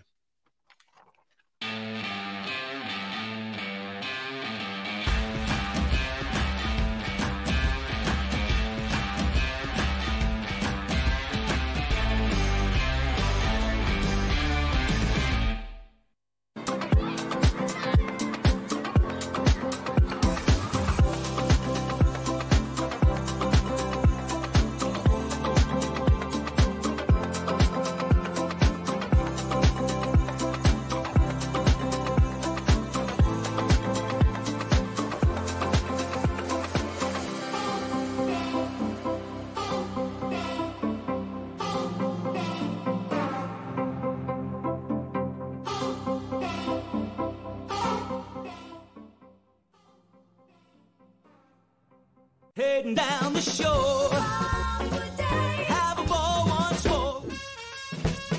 Here, imaginations run wild and time stands still. Because here, you can find the best of the Jersey Shore, all on one 5-mile island.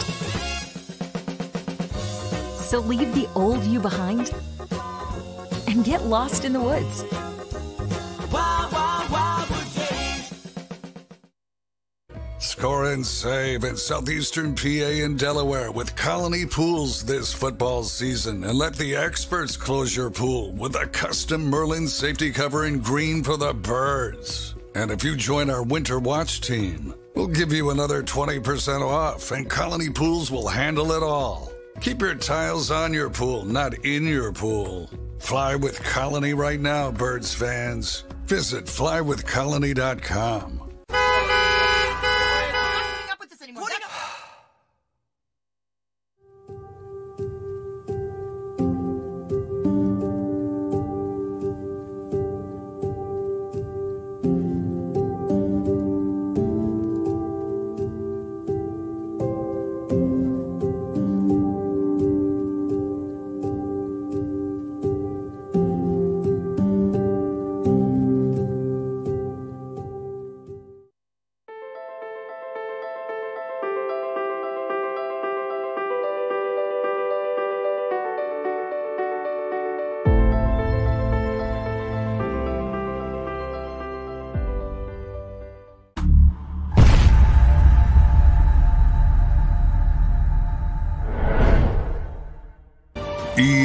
EAGLES, Eagles.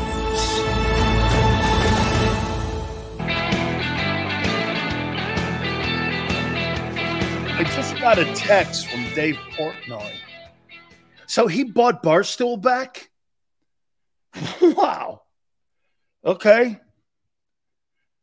He sold it for $388 million, and he just bought it back from him.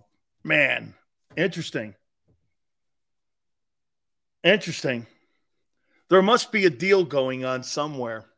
I wouldn't be shocked if Shannon Sharp ends up being part of something with that thing. Anyway, we're going to do the NFC at the top. By the way, my friend Tony Siracusa from Last Word on College Sports will be with us at 5:30. I've never seen college football in worse shape. You know, at least when I played and we had the voters voting for who was going to be the national championship, all the bowl games had great tie-ins. College football had great rivalries. They had great community awareness of what was going on with each school. The conferences were strong. Everyone enjoyed college football. Now, you know who runs college football? The networks. The networks run it. So we're going to talk with him. I've never seen it in more chaos. Hey, real quick before we get to a little bit as we're getting ready for Thursday night footballing and preseason football here. So this Netflix thing with Johnny Manziel, I could care less. Why is he still a story? And I don't give a shit what his life leads to. No bearing on me. I don't feel sorry for him. I don't feel anything for him. I voted for him for the Heisman too, by the way. I don't care. Like, why is that interesting to people? Help me out on that. This guy imploded his life. He imploded his career. That's an interesting. I guess Americans like train wrecks and car chases and police chases. I guess that's why, again, we watch police chases. I'm convinced we would watch public executions. I'm convinced of that. You don't watch auto racing because guys go around the track for 4 hours. You're waiting for the big wreck. It's a great example of what our country is now watching. Trump and Manziel. You can't get any more weirder than that. I mean, why don't you go cover Ward Dunn, who builds a house every year for single moms in honor of his mother, who was a police officer in Louisiana, who was shot and killed, serving communities. That's not a very interesting story. That's boring. We got to cover AB and train wreck and Manziel. I don't give a shit about Johnny Manziel. By the way, when I say that, I want you to know this. I'm Switzerland. That's like telling me that I have to give a shit about everything that happens on the news. I don't know these people from a can of paint. But what they do is they try to bleed at your emotions and your empathy. We all have enough problems with our own lives. Shit, man. I feel bad every day as it is with my own life. Why would I want to watch the news or watch some stupid series of Johnny Manziel and how he destroyed his life? Welcome to the back of the bus, kid. Okay? Welcome to the back of the bus. Think about our relationship with chaos in human history. People used to gather at town squares for public lynchings and executions. We simply have evolved the executions into true crime and documentaries. And like Americans watch that shit. Like OJ is the greatest miniseries / reality television show of all time. Really? A dude who got away with cutting someone's head off and a kid who was just happened to be there is like the biggest story in my lifetime. And not people like Warwick Dunn or Derek Brooks. Those kind of guys who do great things. There's so many great people in the world. Cuba Gooding played the shit out of OJ. Got to admit it. Oh, he did. Cuba Gooding, man. Show me the money. I love him. Lee Steinberg introduced me to him, Tone. I absolutely love Cuba Gooding Jr. He was so great in Jerry Maguire. He was so great in that movie. That's a true story. Hey, guys, the older guys. I don't think Tone would remember this. Dan has terrible takes. He's always wrong. Yeah, about what? What have I been wrong about?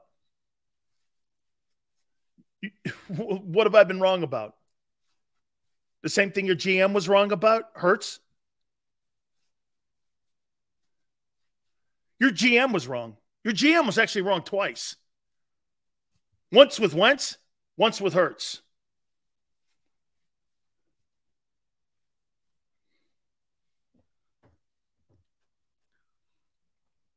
Okay? Hey, who was that defensive back that played in Arizona? And it's not Aeneas Williams. That the movie was kind of based after, and he was the guy that wanted and said and coined the phrase, "Show me the money." Somebody, what was his name? And Lee Steinberg repped him. Oh, what was that guy's name? Not Pat Tillman, no. It wasn't Chuck Cecil. What was that guy? I think it was 46. Why do I see number 46? He was a DB that played back in that time. Damn. No, it wasn't Boston. He was a DB. Played defensive back for the Cardinals. And, oh, man. Like 46 or 47. Damn it. I cannot think of that. I'm gonna look it up during the I'll look it up when but I got a chance to meet those guys, and Lee Steinberg had him hang out with him, and he kept saying, "Show me the money." And that's how that movie was put together. It's a true story, and it was all based in Arizona, man. I'm a diehard Eagle fan, and I'm realistic. Tim McDonald. Thank you, 85. Tim McDonald. Tim McDonald. That's who that story's based. He's the one that coined the phrase, "Show me the money." Tim McDonald. Dead on. Tim McDonald. He's a good football player, too. I'm a diehard Eagle fan, and I'm realistic. I also remember when the fan base was the same, but from what I'm hearing every day on here are a bunch of Star Wars fanboys. What happened? They're diehard. Christian, they're just diehard. Will you eat crow if Dean balls out? You say he won't replace Edwards. He's not going to. Hey, cool? Sure. Cool. Wait a minute, cool? Cool. I'm not rooting against him. You think I'm Angelo? You think I'm Howard Eskin? I'm not rooting against him. I want to be wrong. I'm not rooting against him.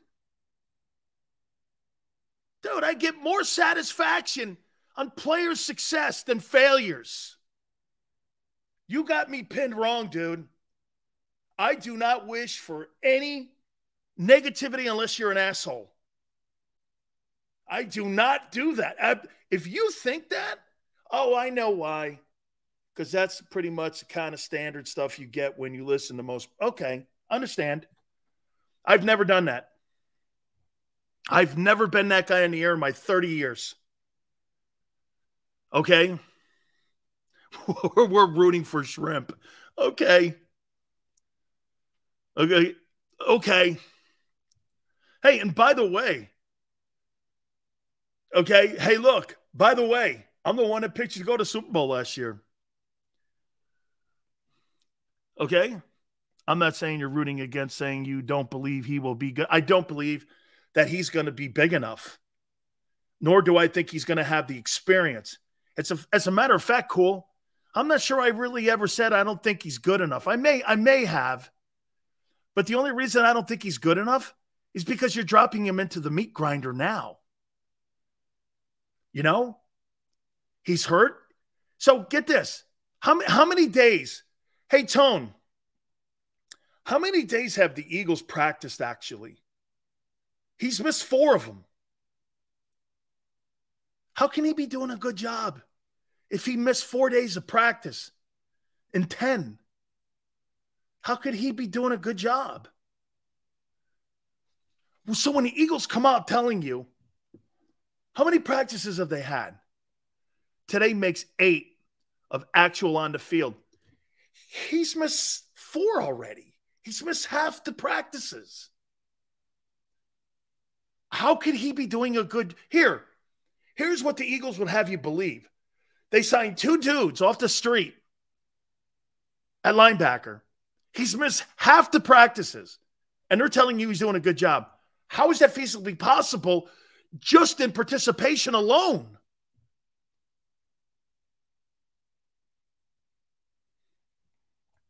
He'll get out there eventually. Oh. So they're just going to wind him up and throw him out there, huh, Yale? He's going to be ready for New England. Let me take a timeout. Hey, if I told you your Temple Owl football program may be going away in 3 years, what would you think about that? Dude, I hate this. Your Temple football program that most of you don't give a shit about. I do kind of, because I love college football, no matter if it's Lehigh, Temple, San Jose State, New Mexico State. It gives kids opportunities to get scholarships and go and be somebody and have a great college experience and go to school where some kids can't. This is what's happening here. You're taking those opportunities away from kids that need those opportunities, not to go play football, to get education, to become important people in society. College football is in the worst shape of all time because it used to be the land of opportunity. Now they're taking that opportunity away. Right, Joe Klecko. Joe Klecko's a great example of that, standing on the Hall of Fame stage. Somebody saw him at a semi-pro league. They offered him a scholarship. He's in Canton. You take all that away with these television networks. ESPN and Fox and all these places have destroyed college football. You have 70 games a weekend. There's 6 that are good. Tony Siracusa, last word on college sports, 5:30 Eastern. Pete Carroll even made a comment about it. What a shame. Your Temple program could be taken away. Okay? And most of you, it's still, get this. Do you know Temple's the oldest football school? No, do you know Temple's the oldest football program in the Philadelphia area? Them in Lehigh and all them places? Temple was one of the first powerhouses on the East Coast. There's tradition there. Okay? Power Hour. Hit the like button. Keep it here on National Football Show.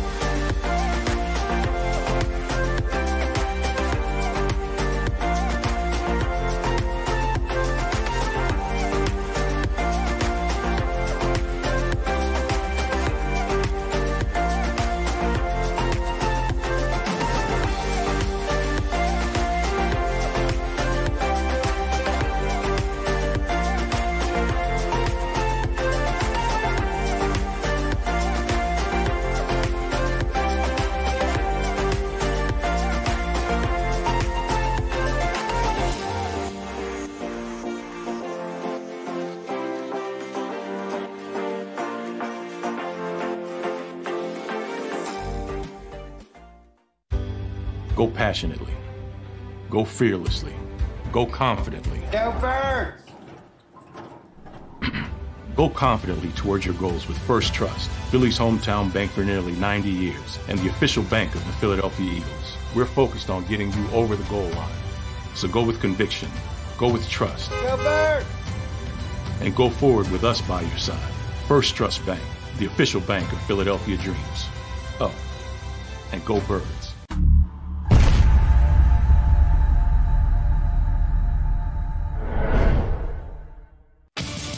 The greatest fans on earth. It's a bold statement, but would you expect anything less from Philadelphia? 58 years of heartache creates a toughness, a grit, a resolve not found in most. Sure, our prayers were answered, but now that we've had a taste, we're looking for more. Pondley Hockey, official partner of the Philadelphia Eagles. All right, did you know I was the mommy slam dunk champion?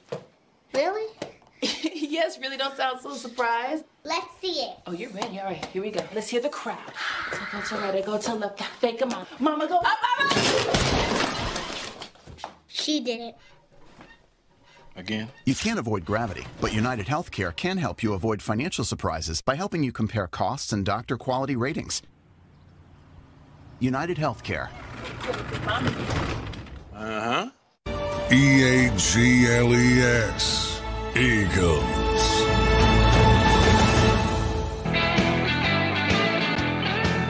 Big Sales National Football Show. Appreciate you coming aboard. Our friend Tony Siracusa from Last Word on College Sports, 5:30 Eastern.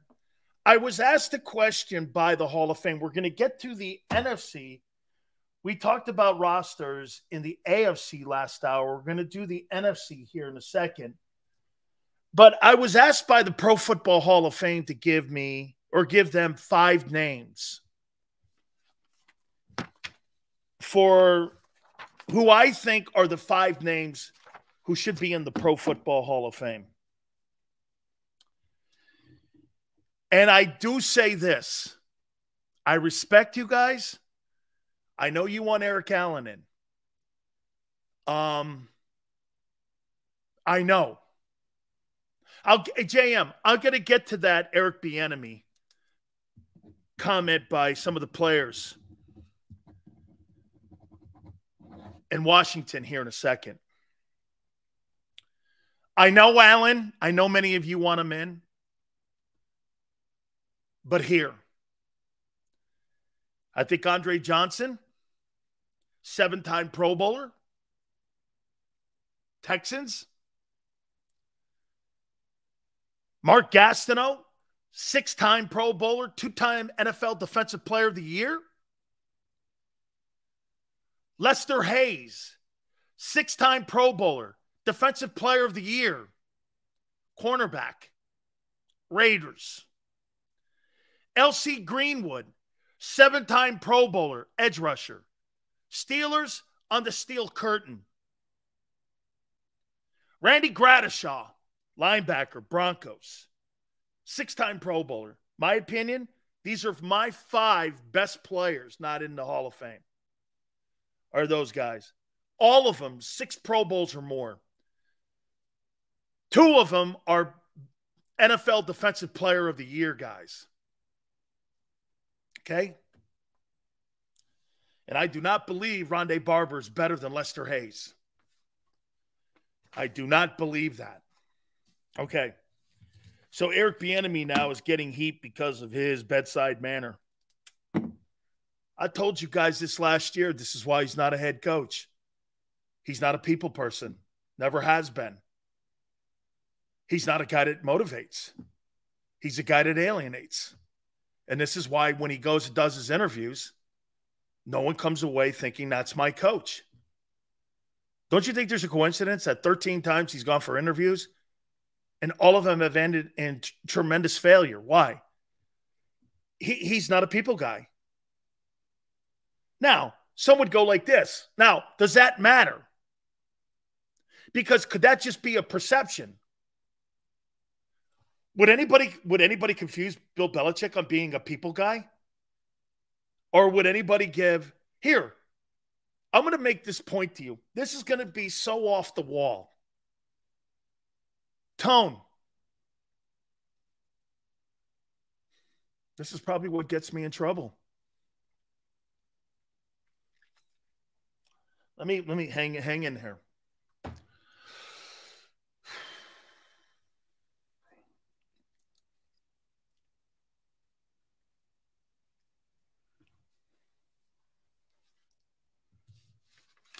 You couldn't say this on the radio.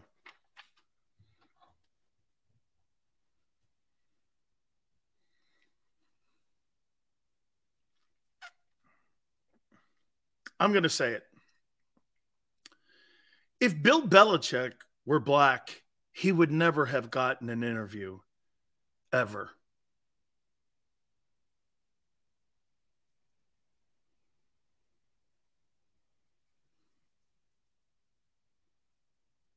He wouldn't have. No one ever accused him of being a people guy. He alienated everybody he ever was around.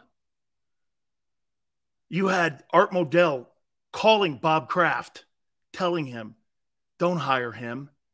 This guy's the biggest asshole and people hate him. But Kraft hired him. Just saying.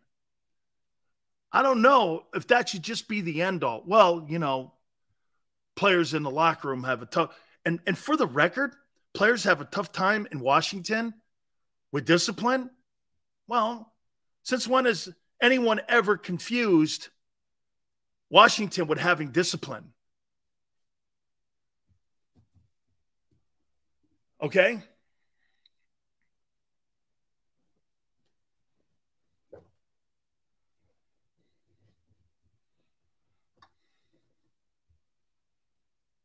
Does Bieniemy have Belichick's mind? Did you think that Bill Belichick?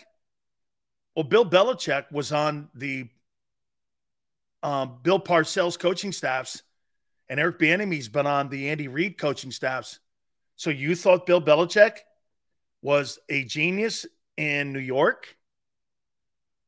Or was it LT? Where did you think Bill Belichick was a genius? Because he coached the Giants? Remember something. Parcells didn't hire him. Ray Perkins hired him. Ray Perkins hired Parcells. Wasn't like those guys, you know, collided with one another. Those guys were brought together by someone else. Okay?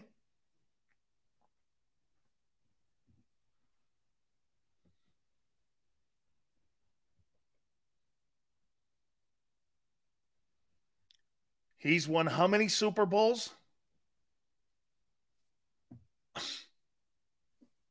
Whatever. He drafted Brady and developed him. Always remember that. And by the way, there's no coincidence that Bill Belichick has coached the two greatest players in football history on each side of the ball. Lawrence Taylor and Tom Brady. That's luck too, right? It's luck. Why does all the luck fall on Belichick's plate?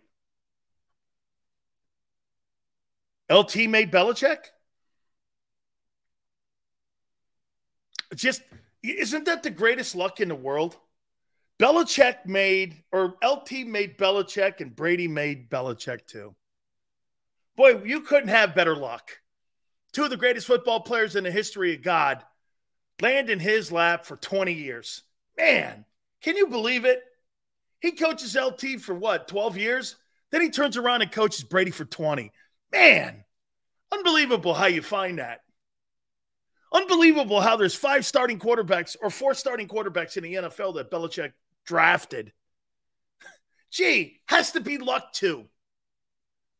That has to be luck. Has to be luck. Let's see. Brissett will be the starter in Washington. Garoppolo's the starter in Las Vegas. Mac Jones is starting in New England. Oh, that's right. Brady retired. There's 3. I don't know. Dang. That stuff's just luck. Dan, don't act like Eric Bieniemy's not a criminal. Okay, so he has a tough resume in his earlier years. If Andy Reid vouches for him and other people vouch for him like Patrick Mahomes, who am I to say, okay, who am I to say that he's not turned his life around? Doesn't he deserve another opportunity? Let me ask you this. So Eric Bieniemy being arrested, here's one for you here. So Eric Bieniemy has turned his life around, had some tough issues, and if you read about his arrest record, it's not good. John Gruden has been brought back into the Saints and to the NFL as a consultant with racist emails. Who do you think will be a head coach next? John Gruden or Eric Bieniemy? If you had to bet on one of those guys, who do you think will be a head coach? Eric Bieniemy or John Gruden? People like pretending that they believe in second chances until it's no longer convenient for them. Everyone deserves a second chance. Everyone does. You see, people lie to you and tell you that they believe in rehabilitation, but they don't. They believe in convenient rehabilitation when it serves a narrative, but they don't believe it across the board. Prisons are the biggest sham in our country because you don't believe in rehabilitation. Okay? Either you believe in execution or rehabilitation. You can't have both. It contradicts itself. 80% of our judges in this country are white, and 85% of the people in prison are black. I don't know. It's just crazy. It's the craziest number I've ever seen in our society. But hey, that's for a different platform. Let me get to the NFC before our friend jumps on with us. I want to do this quick. Okay?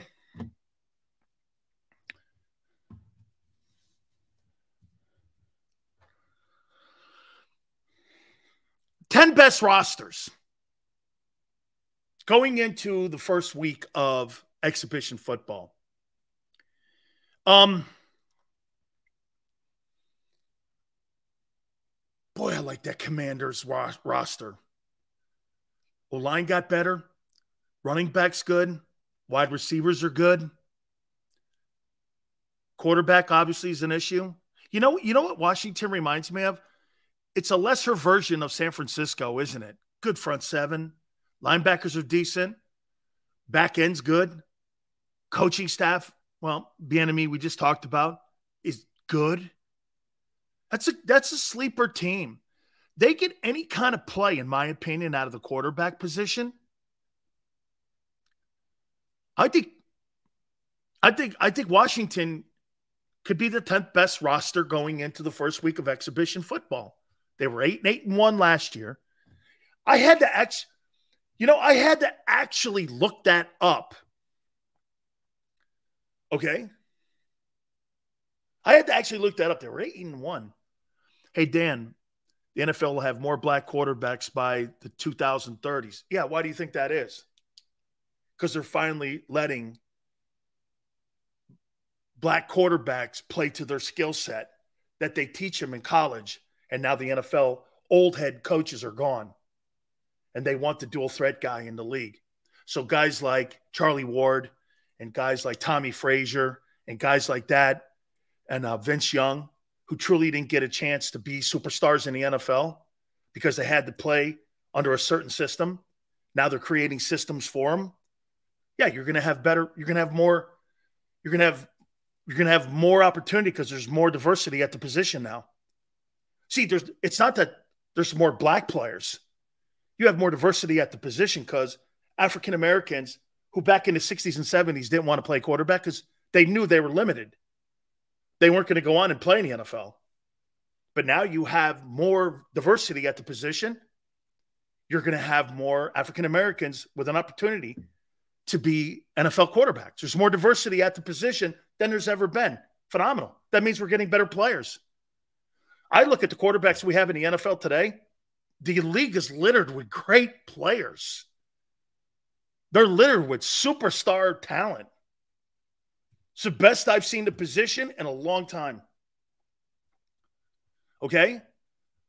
If you were a quarterback in the 60s, 70s, 80s, and early 90s, that position didn't have diversity to it. It didn't have diversity in the coordinators. It didn't have diversity. It had it in college. Okay? But they didn't have it in the NFL. Now you have a shot at it. Okay? So, you have more chances. Warren Moon couldn't play in the NFL because you know why? They didn't want Warren Moon to be a face of a football team. Warren Moon would be the first player taken in the NFL draft now. That's the difference when Warren played versus today. He'd be the first player taken, not a free agent. So that's the difference. And great. Who in the hell want, I was watching, hey guys, I was watching like swimming the other day with my family. And my wife or my daughter, she goes like this to me. She goes, Dad, when do you make a swimming? I go, it's a country club sport. Tone, you'll like this. She goes, what do you mean it's a country club sport? I go, yeah, not a lot of diversity in that thing, is there? I don't want to be in any sport where you don't have paisans and brothers in it. I have no interest in it. Those are beer leagues and country clubs. I don't want any part of that. I don't want it. I don't want to be involved in anything like that. Swimming, tennis, polo, all that shit, like the winter games and summer games, those are all country club sports. It's a country club. Italians are not white. We're Italian. Thank you. Okay. Number 9.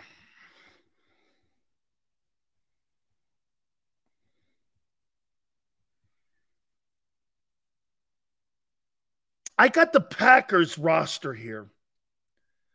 I think the Packers have a good roster and a shitty quarterback. I do. Okay?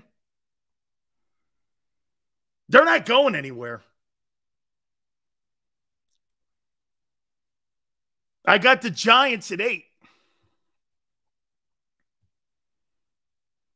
JM goes, only a buffoon would say swimming is a country club sport. You know what's even more wild about that? 50% of the world swims. And 50% of the world can't swim. Yeah, because I'm sure that's why you see a lot of diversity, JM. In those Olympic Games.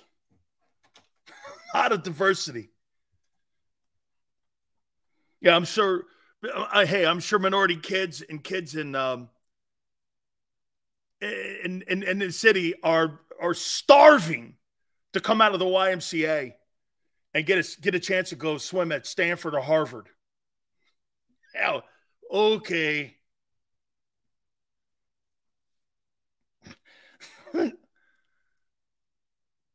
All those kids are rich kids, dude. Like the soccer kids. Like the entitled U.S. women's soccer team. Couldn't have seen a more unlikely team and more hated in my life than even my team, that U.S. women's soccer team. When you're an elitist, you act like that. I like that Lions team. How far do you think the Lions go? How far do the hey, just for anything, tell me this: what kind of record would you think that the Lions put up this year? You think that team could win 12 games? Do you think they can win 12 ball games? 10-7? You think they can? I think they could win 12. I do. I think they could win 12 games. Division champs? Okay. 11-6, 12-5. Dom says 11-6, 12-5. Dom, I think I'm in there with you. Okay? I do. Vikings 6, Saints 5, Seahawks 4, Cowboys 3, 49ers 2, Eagles 1. Yeah, man. I got to tell you something before I bring my friend Tony Siracusa on from Last Word in College Sports, college football. You know, I said this about where we are now in college football. You know what sucks about where we are? Television networks now dominate it. And programs like Lehigh, Temple, San Jose State, New Mexico State, 3 years from now, those programs will be shut down because what's the point? You'll be hoop schools. It's cheaper, 13 guys versus 85 guys. And that's what this thing's evolving into. You see, when I played college football, you gave opportunities to a guy like Joe Klecko to go to Temple and then get to Canton. Those opportunities are gone now. And they'll be gone within the next 3 years because of these super conferences. You know, my friend, Tony's been around and covering college football and college sports for a long time. I'll say it one more time to you. Like I was talking to Tim Brando today. I told Brando, I go, hey, at least when I played, okay, the bowl games mattered. There were great tie-ins. You had Texas A&M. You had the bonfire. You had all this stuff and rivalries. Now you have created television shows that are destroying college football. They've destroyed it. The fabric of it. You've condensed it even more. The greatest thing about the college football or college basketball tournament, let me go here. Cleveland State can actually make it to the Final Four. Okay? If you're New Mexico State, you have no shot at making it to the semifinals in college football. It's elitist. And I can't wait to hear my friend on what he thinks. The Pac-12 has been around since like 1915. It's gone. Right in front of us. What happens to the Rose Bowl now? Let's bring Tony Siracusa in with us here. Tony, I hate where college football is. Hey, you know, Dan, when I was backstage waiting to come in, another name I would throw out there when you were talking about guys who now wouldn't have a chance to put Howie Long out there, right? I mean, Villanova. Exactly. Another small school guy who got a chance because schools of that size were still being given a chance back then. Tell me the impact of the Pac-12 going away. What is it? What's the ripple effect to the rest of college sports and college football? Well, that in addition to taking away some of my childhood, look, it was the Pac-8 when I grew up. I think you and I have talked about it. My very first college football game with my grandfather, I was not quite 7, 1972, #1 Nebraska at UCLA with Mark Harmon as the quarterback for UCLA. UCLA upsets him. I was hooked, not just on the game, but on the entire atmosphere of college football. You know, the huge crowd and the bands and all the stuff that goes with it.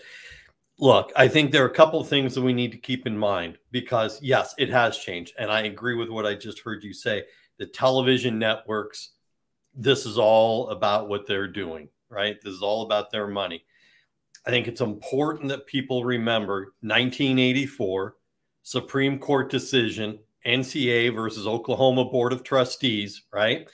The court ruled that the NCAA could not manage the TV contracts for college football, that it was an antitrust issue. At that point, it became up to the conferences and the schools to do it. Now, since then, we have seen, and people forget, we have seen 40 years of shuffling, right? The ACC currently exists as it does because it raided the Big East. It took Syracuse and Boston College and Miami and, you know, and so on and so forth. The Big Eight took the the Big Eight took from the Southwest Conference, right? Arkansas wound up going to the SEC. The Pac-8 was really created from the old Pacific Coast Conference. Correct. And then it went and raided the WAC for the Arizona schools, and it took Colorado and it took Utah. Colorado's going back home right now. What this really amounts to is that there are 4 West Coast schools that are going to play in a predominantly Midwest conference. Because when you look at the 4 corner schools, Colorado, Utah, and the 2 Arizona schools, in essence, they're kind of going back home to what they originally came from, because the old Western Athletic Conference was in that general region anyway. Right. They're really kind of going back to where they came from. But it's, but you look at it, and the issue is that it's no longer regional because of those 4 Pac-12 schools going to play in the Midwest. It's not the regional alignments. And because, as you absolutely correctly pointed out, because it's made by the TV networks. Tony, you brought back something that I had completely forgotten about, and you're so right. I'll never forget Sam Jankovic in 1984 and 5. We were trying to schedule, and because Miami was becoming so prominent on television, and that the NCAA prior to that, I remember Jimmy and Sam coming in going, it's changed. The next year in 86, 87, I still to this day have played in front of the biggest college football audience of all time, the 1987 Fiesta Bowl, where 100 million people watched us that night. Right. It was the highest rated. It's 25.9 rating. That and the 80 Rose Bowl are the highest rated games of all time. And it was because of that change. And it's so you think that whole thing is where we are now was because the freedom of the networks, they just said, hey, we're going to put the best television products on right now. And so maybe in the end, Tony, I guess where I'm going, maybe this is the survival of the fittest. It is, and I think to some point, I think to some degree, it's inevitable because we've seen this 40 years of shifting. What I think really makes it seem bigger now is that the Pac-12 was taken down over the course of about 72 hours. Yeah. That it really, the pace of it. Look, a couple weeks ago, you and I talked about how at the Pac-12 Media Day, after George Kliavkoff did his horrible State of the Conference address, that Rick George, the athletic director from Colorado, walked out. He left the Pac-12 Media Days, went to the airport, got on his private jet, and went back to Colorado. And at that point, I was telling people, Colorado's gone. They're leaving. And 72 hours later, they did. Arizona was going to leave, once that happened. This was going to start the floodgates. And look, part of it is on Kliavkoff, a large part of it. He had 2 years, and the best TV deal he could get was a streaming deal from Apple. I mean, you got to be kidding me. Look, you were highly recruited, all right, when you were in high school. Let me ask this. Imagine a coach coming into you, sitting in your living room with you and your family, and saying, look, Dan, you can stop. None of your games are going to be on ESPN. Fox Big Noon Sunday ain't coming. But hey, if your parents pay $100 premium on an Apple Plus subscription, we get a cut of that and they can see you. So all good. Are you going to that school? I'm not even going to continue the interview. I'm going to be like, I want exposure. I want opportunity now with Nil. I want for people to see me play. And I'm going to play in the Southeastern Conference. Here's what I'm going to do. I'm going to play in the Big Ten, the Southeastern Conference. I might now because of what the Big 12 is starting to look like a little bit.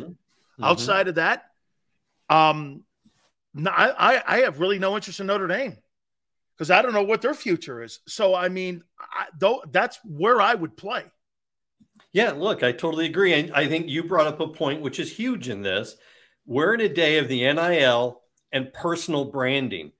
How are you going to get, if you're a coach, how are you going to get these kids to go play on Apple? And the Apple TV deal mandated that there could be no linear TV partner at the tier 1 level.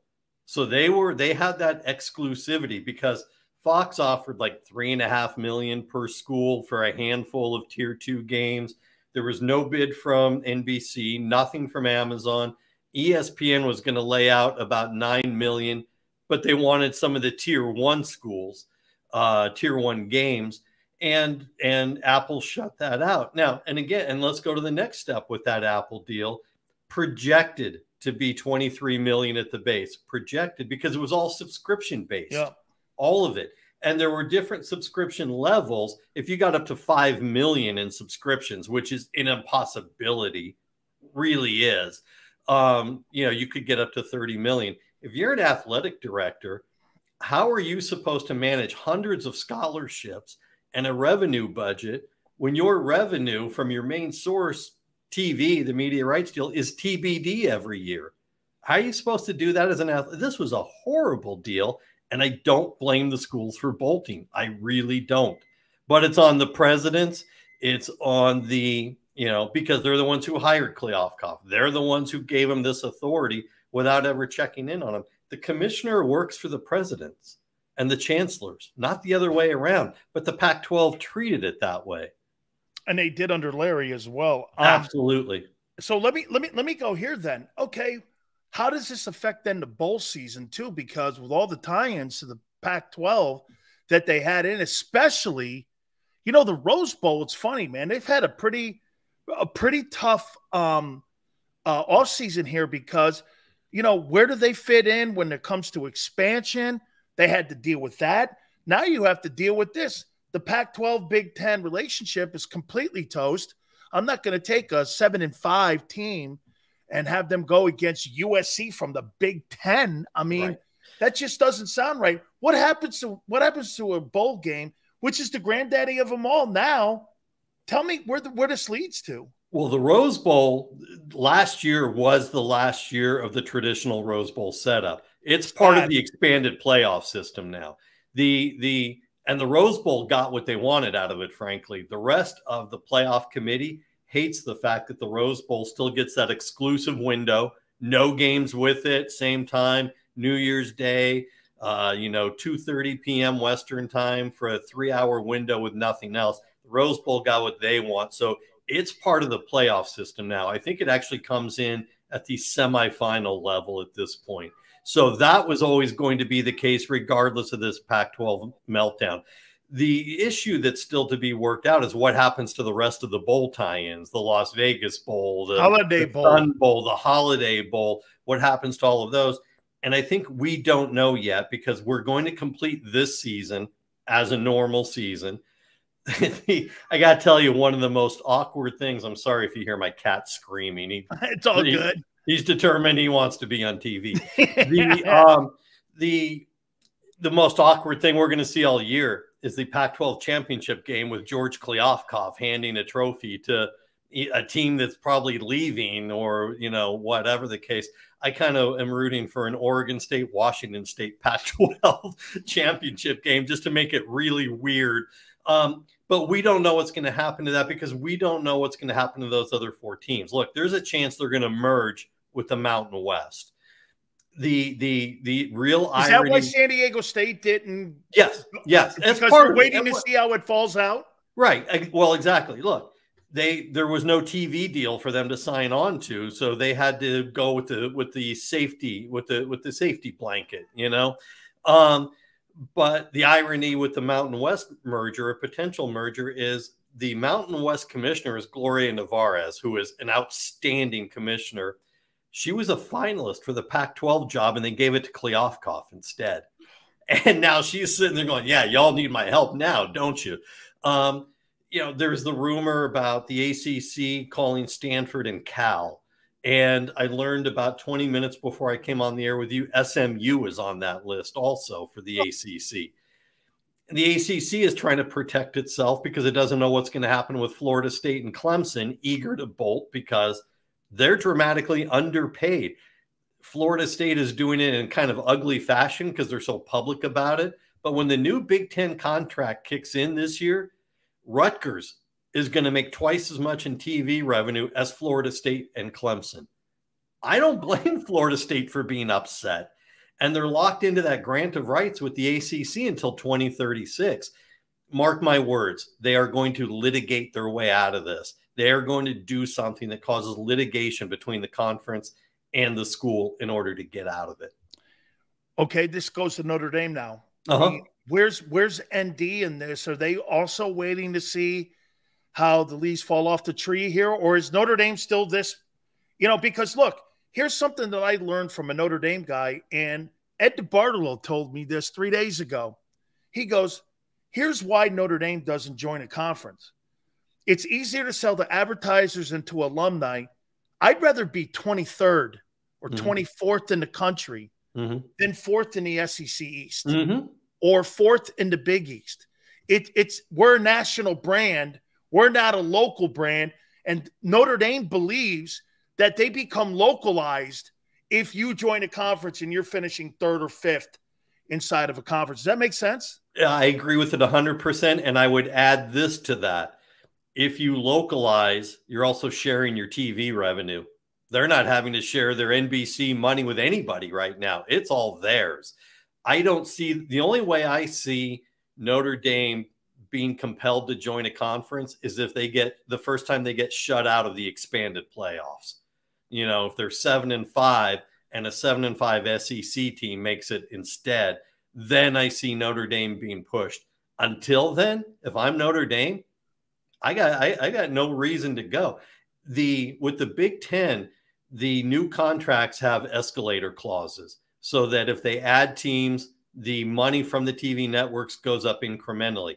That's why Oregon and Washington are only taking a partial share right now for the next 5 years, which is still more than what they would have gotten from the new Pac-12 deal. The only thing that escalates it to an astronomical level is if Notre Dame joins.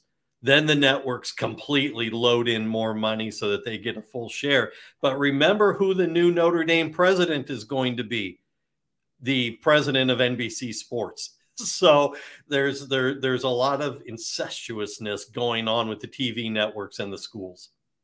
Who was the big winner in all this? I mean, who do you see right now? Maybe we still have to wait and see what the finish line looks like. But who do you think right now is really winning this thing here? It just seems to me, Tony, that if you would have told me a month ago when we talked that the Big 12 I thought was on a respirator, and I think I even said that to you, now we're looking at like a ceremony and a wake for the Pac-12 here. I'm like, I don't know. It just looks to me like, of course, the Big Ten, SEC, you can go there, but boy, the Big 12 came out of this thing and they're a bigger conference. And now, you know what?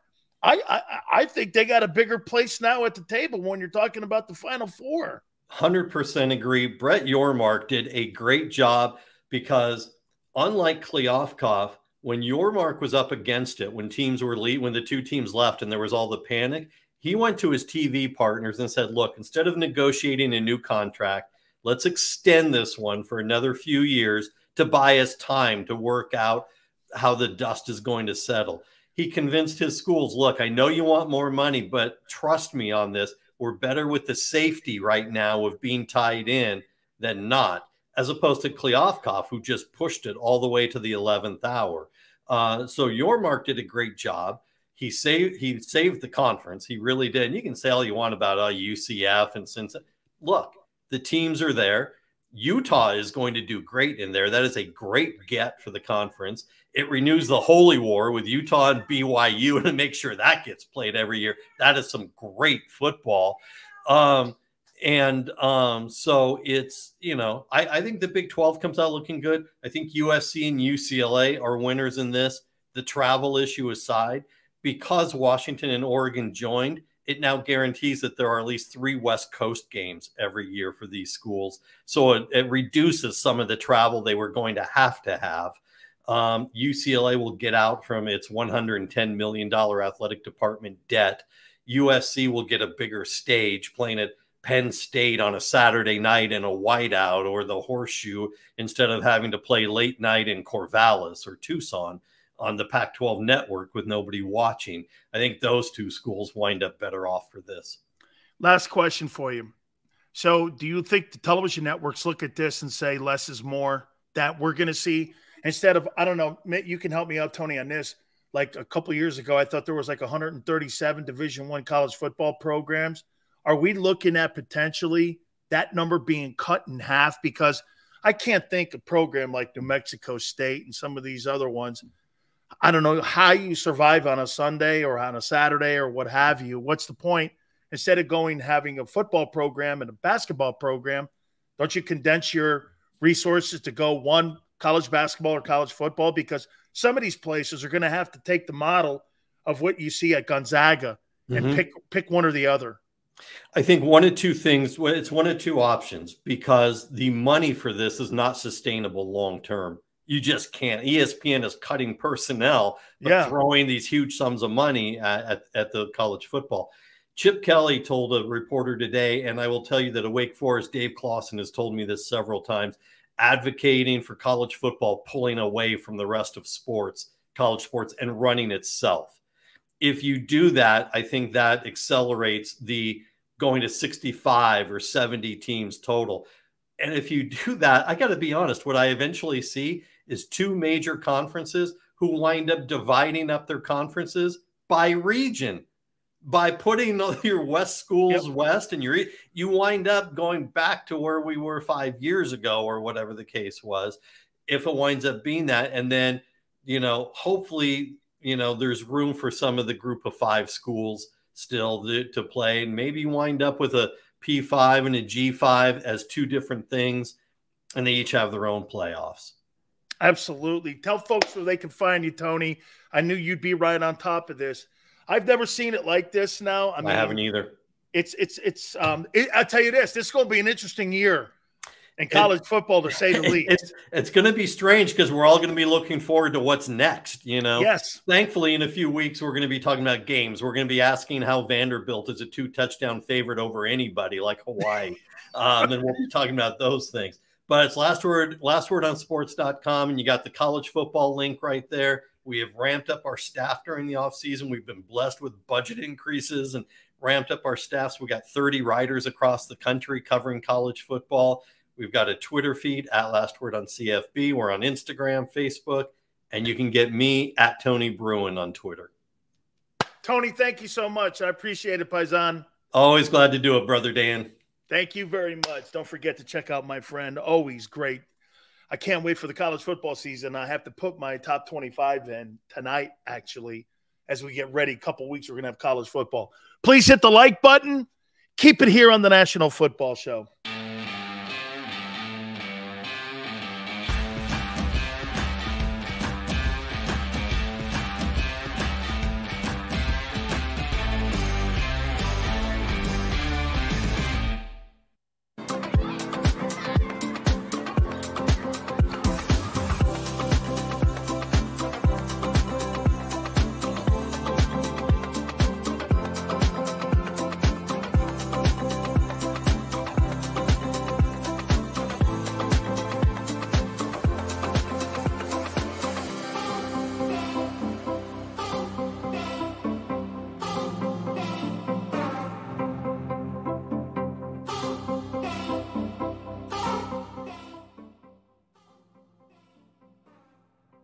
Heading down the shore, have a ball once more.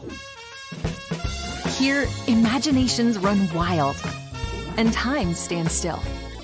Because here, you can find the best of the Jersey Shore, all on one 5-mile island.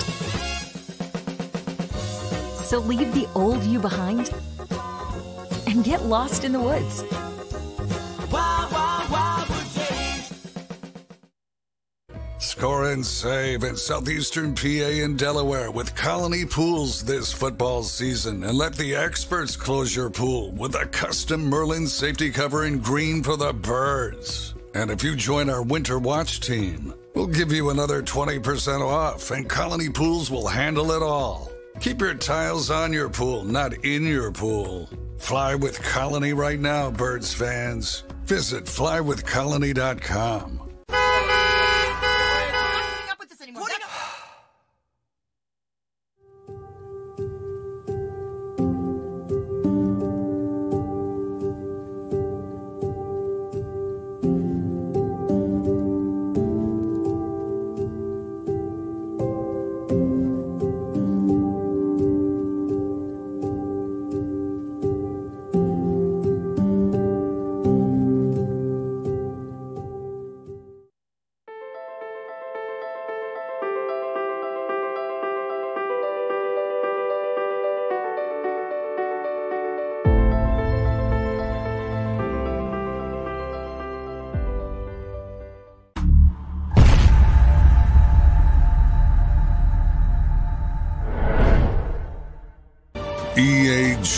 E-A-G-L-E-S.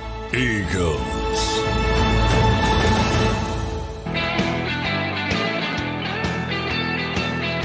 SOS! SOS! Nakobe Dean! He's going to get beat out from a guy who was standing at the ice cream stand 2 days ago. Disdain. Holy cow. Do you think he practices tomorrow, or what's he doing? Let me guess, he's on a sabbatical. Or no, he's on a mission, like a Mormon mission or something. What's he doing? Is it it's an ankle injury, knee injury? What is this? Just curious. Dude.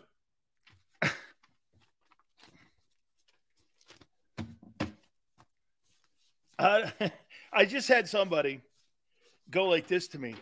So someone goes like this. So you don't think, because our friend posted on my Twitter page. So, Dan, you don't think Jalen Hurts is the most talented quarterback in the NFL? By far not, no. But he's the hardest. He's easily the hardest working kid. He's outworking talent. Okay? He's outworking and outthinking talent.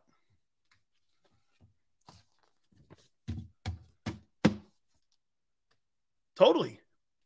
That's a more talented player than Jalen Hurts.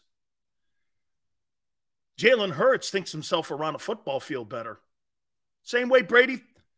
See, don't you understand when I say that? I'm comparing your boy to Tom Brady. Because Brady did the same thing. It's not a rip. I don't know why people are taking it that way. You don't have to be the most talented quarterback or the most talented player to have a better career than somebody else. You don't.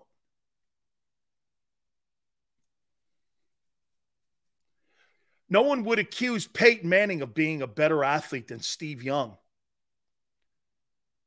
or Patrick Mahomes. No one would ever say that.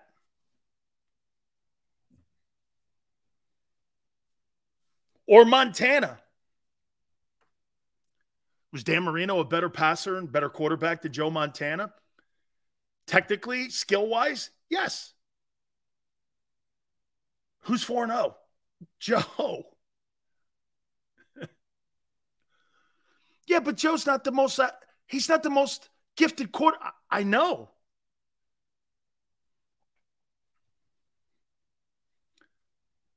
Batman goes, the players all know about Jalen. That 100 list thing is about who played well last year.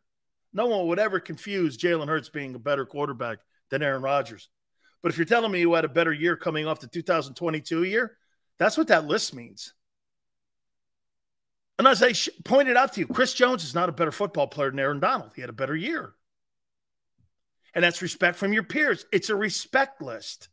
It's a great list to be on. It's not a rip. It's not the best players in the game. It's the most respected players in the game. That's why it's not about why Jalen's third on that list. It's about how people revere him now. You know, I told Tone this prior to going on the air. I've never seen a guy get both working in the same direction as fast as him. You're revered and you're working hard and people see it and rewarding you. Well, the league is. Well, no, the players are. The league's not. Nor is the media. The media doesn't think that. Okay? The media doesn't think that. Any other, I mean, CBS didn't even have him on the top 50 players in the league. The NFL players have him third. Well, it's a respect list. Last year, Brady was number one. Brady wasn't the best player in the game. It was a respect list. Dallas fans are holding a heads every single day. They are counting Dak interceptions in practice. They need to put Dak in a preseason game. Louisville, no, they just have to play him against the Eagles. That'll straighten him out because he dominates them. Hey, Dan, can you book a guy like Dan Mullen? I can. I would love. Hey, 85. Did Brian Johnson, did he play for Kyle or coach for Kyle Whittingham at Utah too? I can get Dan Mullen on because Dan could talk a little bit also about Brian Johnson. Yeah, because Brian, I don't remember.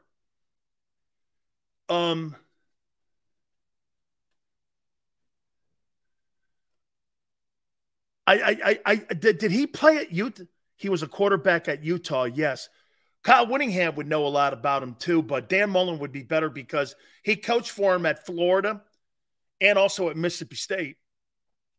So, yes. Yeah, so I'll work on Dan Mullen. Dan's a heck of a coach. Hurts is not a bum. You know why he's not a bum? Players in the league have great respect for him. I have great respect for him. That's quite a list to be on. That's how people in the league see him. Players. Media doesn't.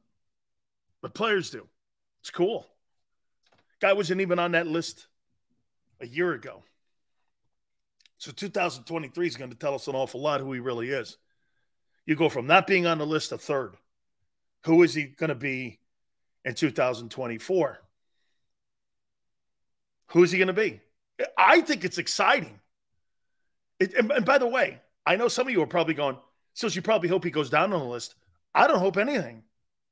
I hope he does and is whoever he becomes. His play is going to dictate that. Not my fortune telling. I'm not a fortune teller. All I'm saying to you is I can't wait to see where and what happens. Okay?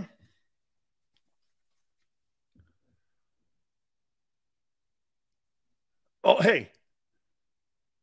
And by the way, when I saw that, I was like, man, that's great. And how people look at him. Carson Wentz, number 3 in 2018. Was he? Don't say that. John Doe, no, he wasn't. What was Carson Wentz in 18? That's a great one. Thank you, Chris. What? Hey, oh my God. What did the players have him ranked in 2000? That would be you're lying. No way. The players ranked Carson Wentz number 3 in 18? I didn't. No way. No way. No way. I will not believe that. No way. No way. No way. Oh my God. Oh my God. Oh my God. Oh my God. No. Oh my. That is so shitty to end the show on that. Oh my God. The NFL players rank Carson Wentz on the same list, number 3 in the same spot. Oh my God. No way. I'm tweeting this. Oh my. No. Oh my. Holy shit. Oh my God. Carson Wentz in 2018 was number 3 on the list that Jalen Hurts is number 3. Shows you what that list means. Look at GT. They did not. Yes, they did. Tone's a walking NFL dictionary. Oh my God. The guy you guys hated. They did not. GT's going to go. He needs hey, you need a whoopee, man. It's all good, kid. I have to look that up myself, too. Holy. Hey, Tone, before I get out of here, Tone, it's true, right? 2018, they named that guy. Tone says they did. GT. Tone says they did. Oh, my God. Hey, hit the like button. Xander, Big Joe, thank you so much. To all 2018 top 100 ranked, number 3, Carson Wentz.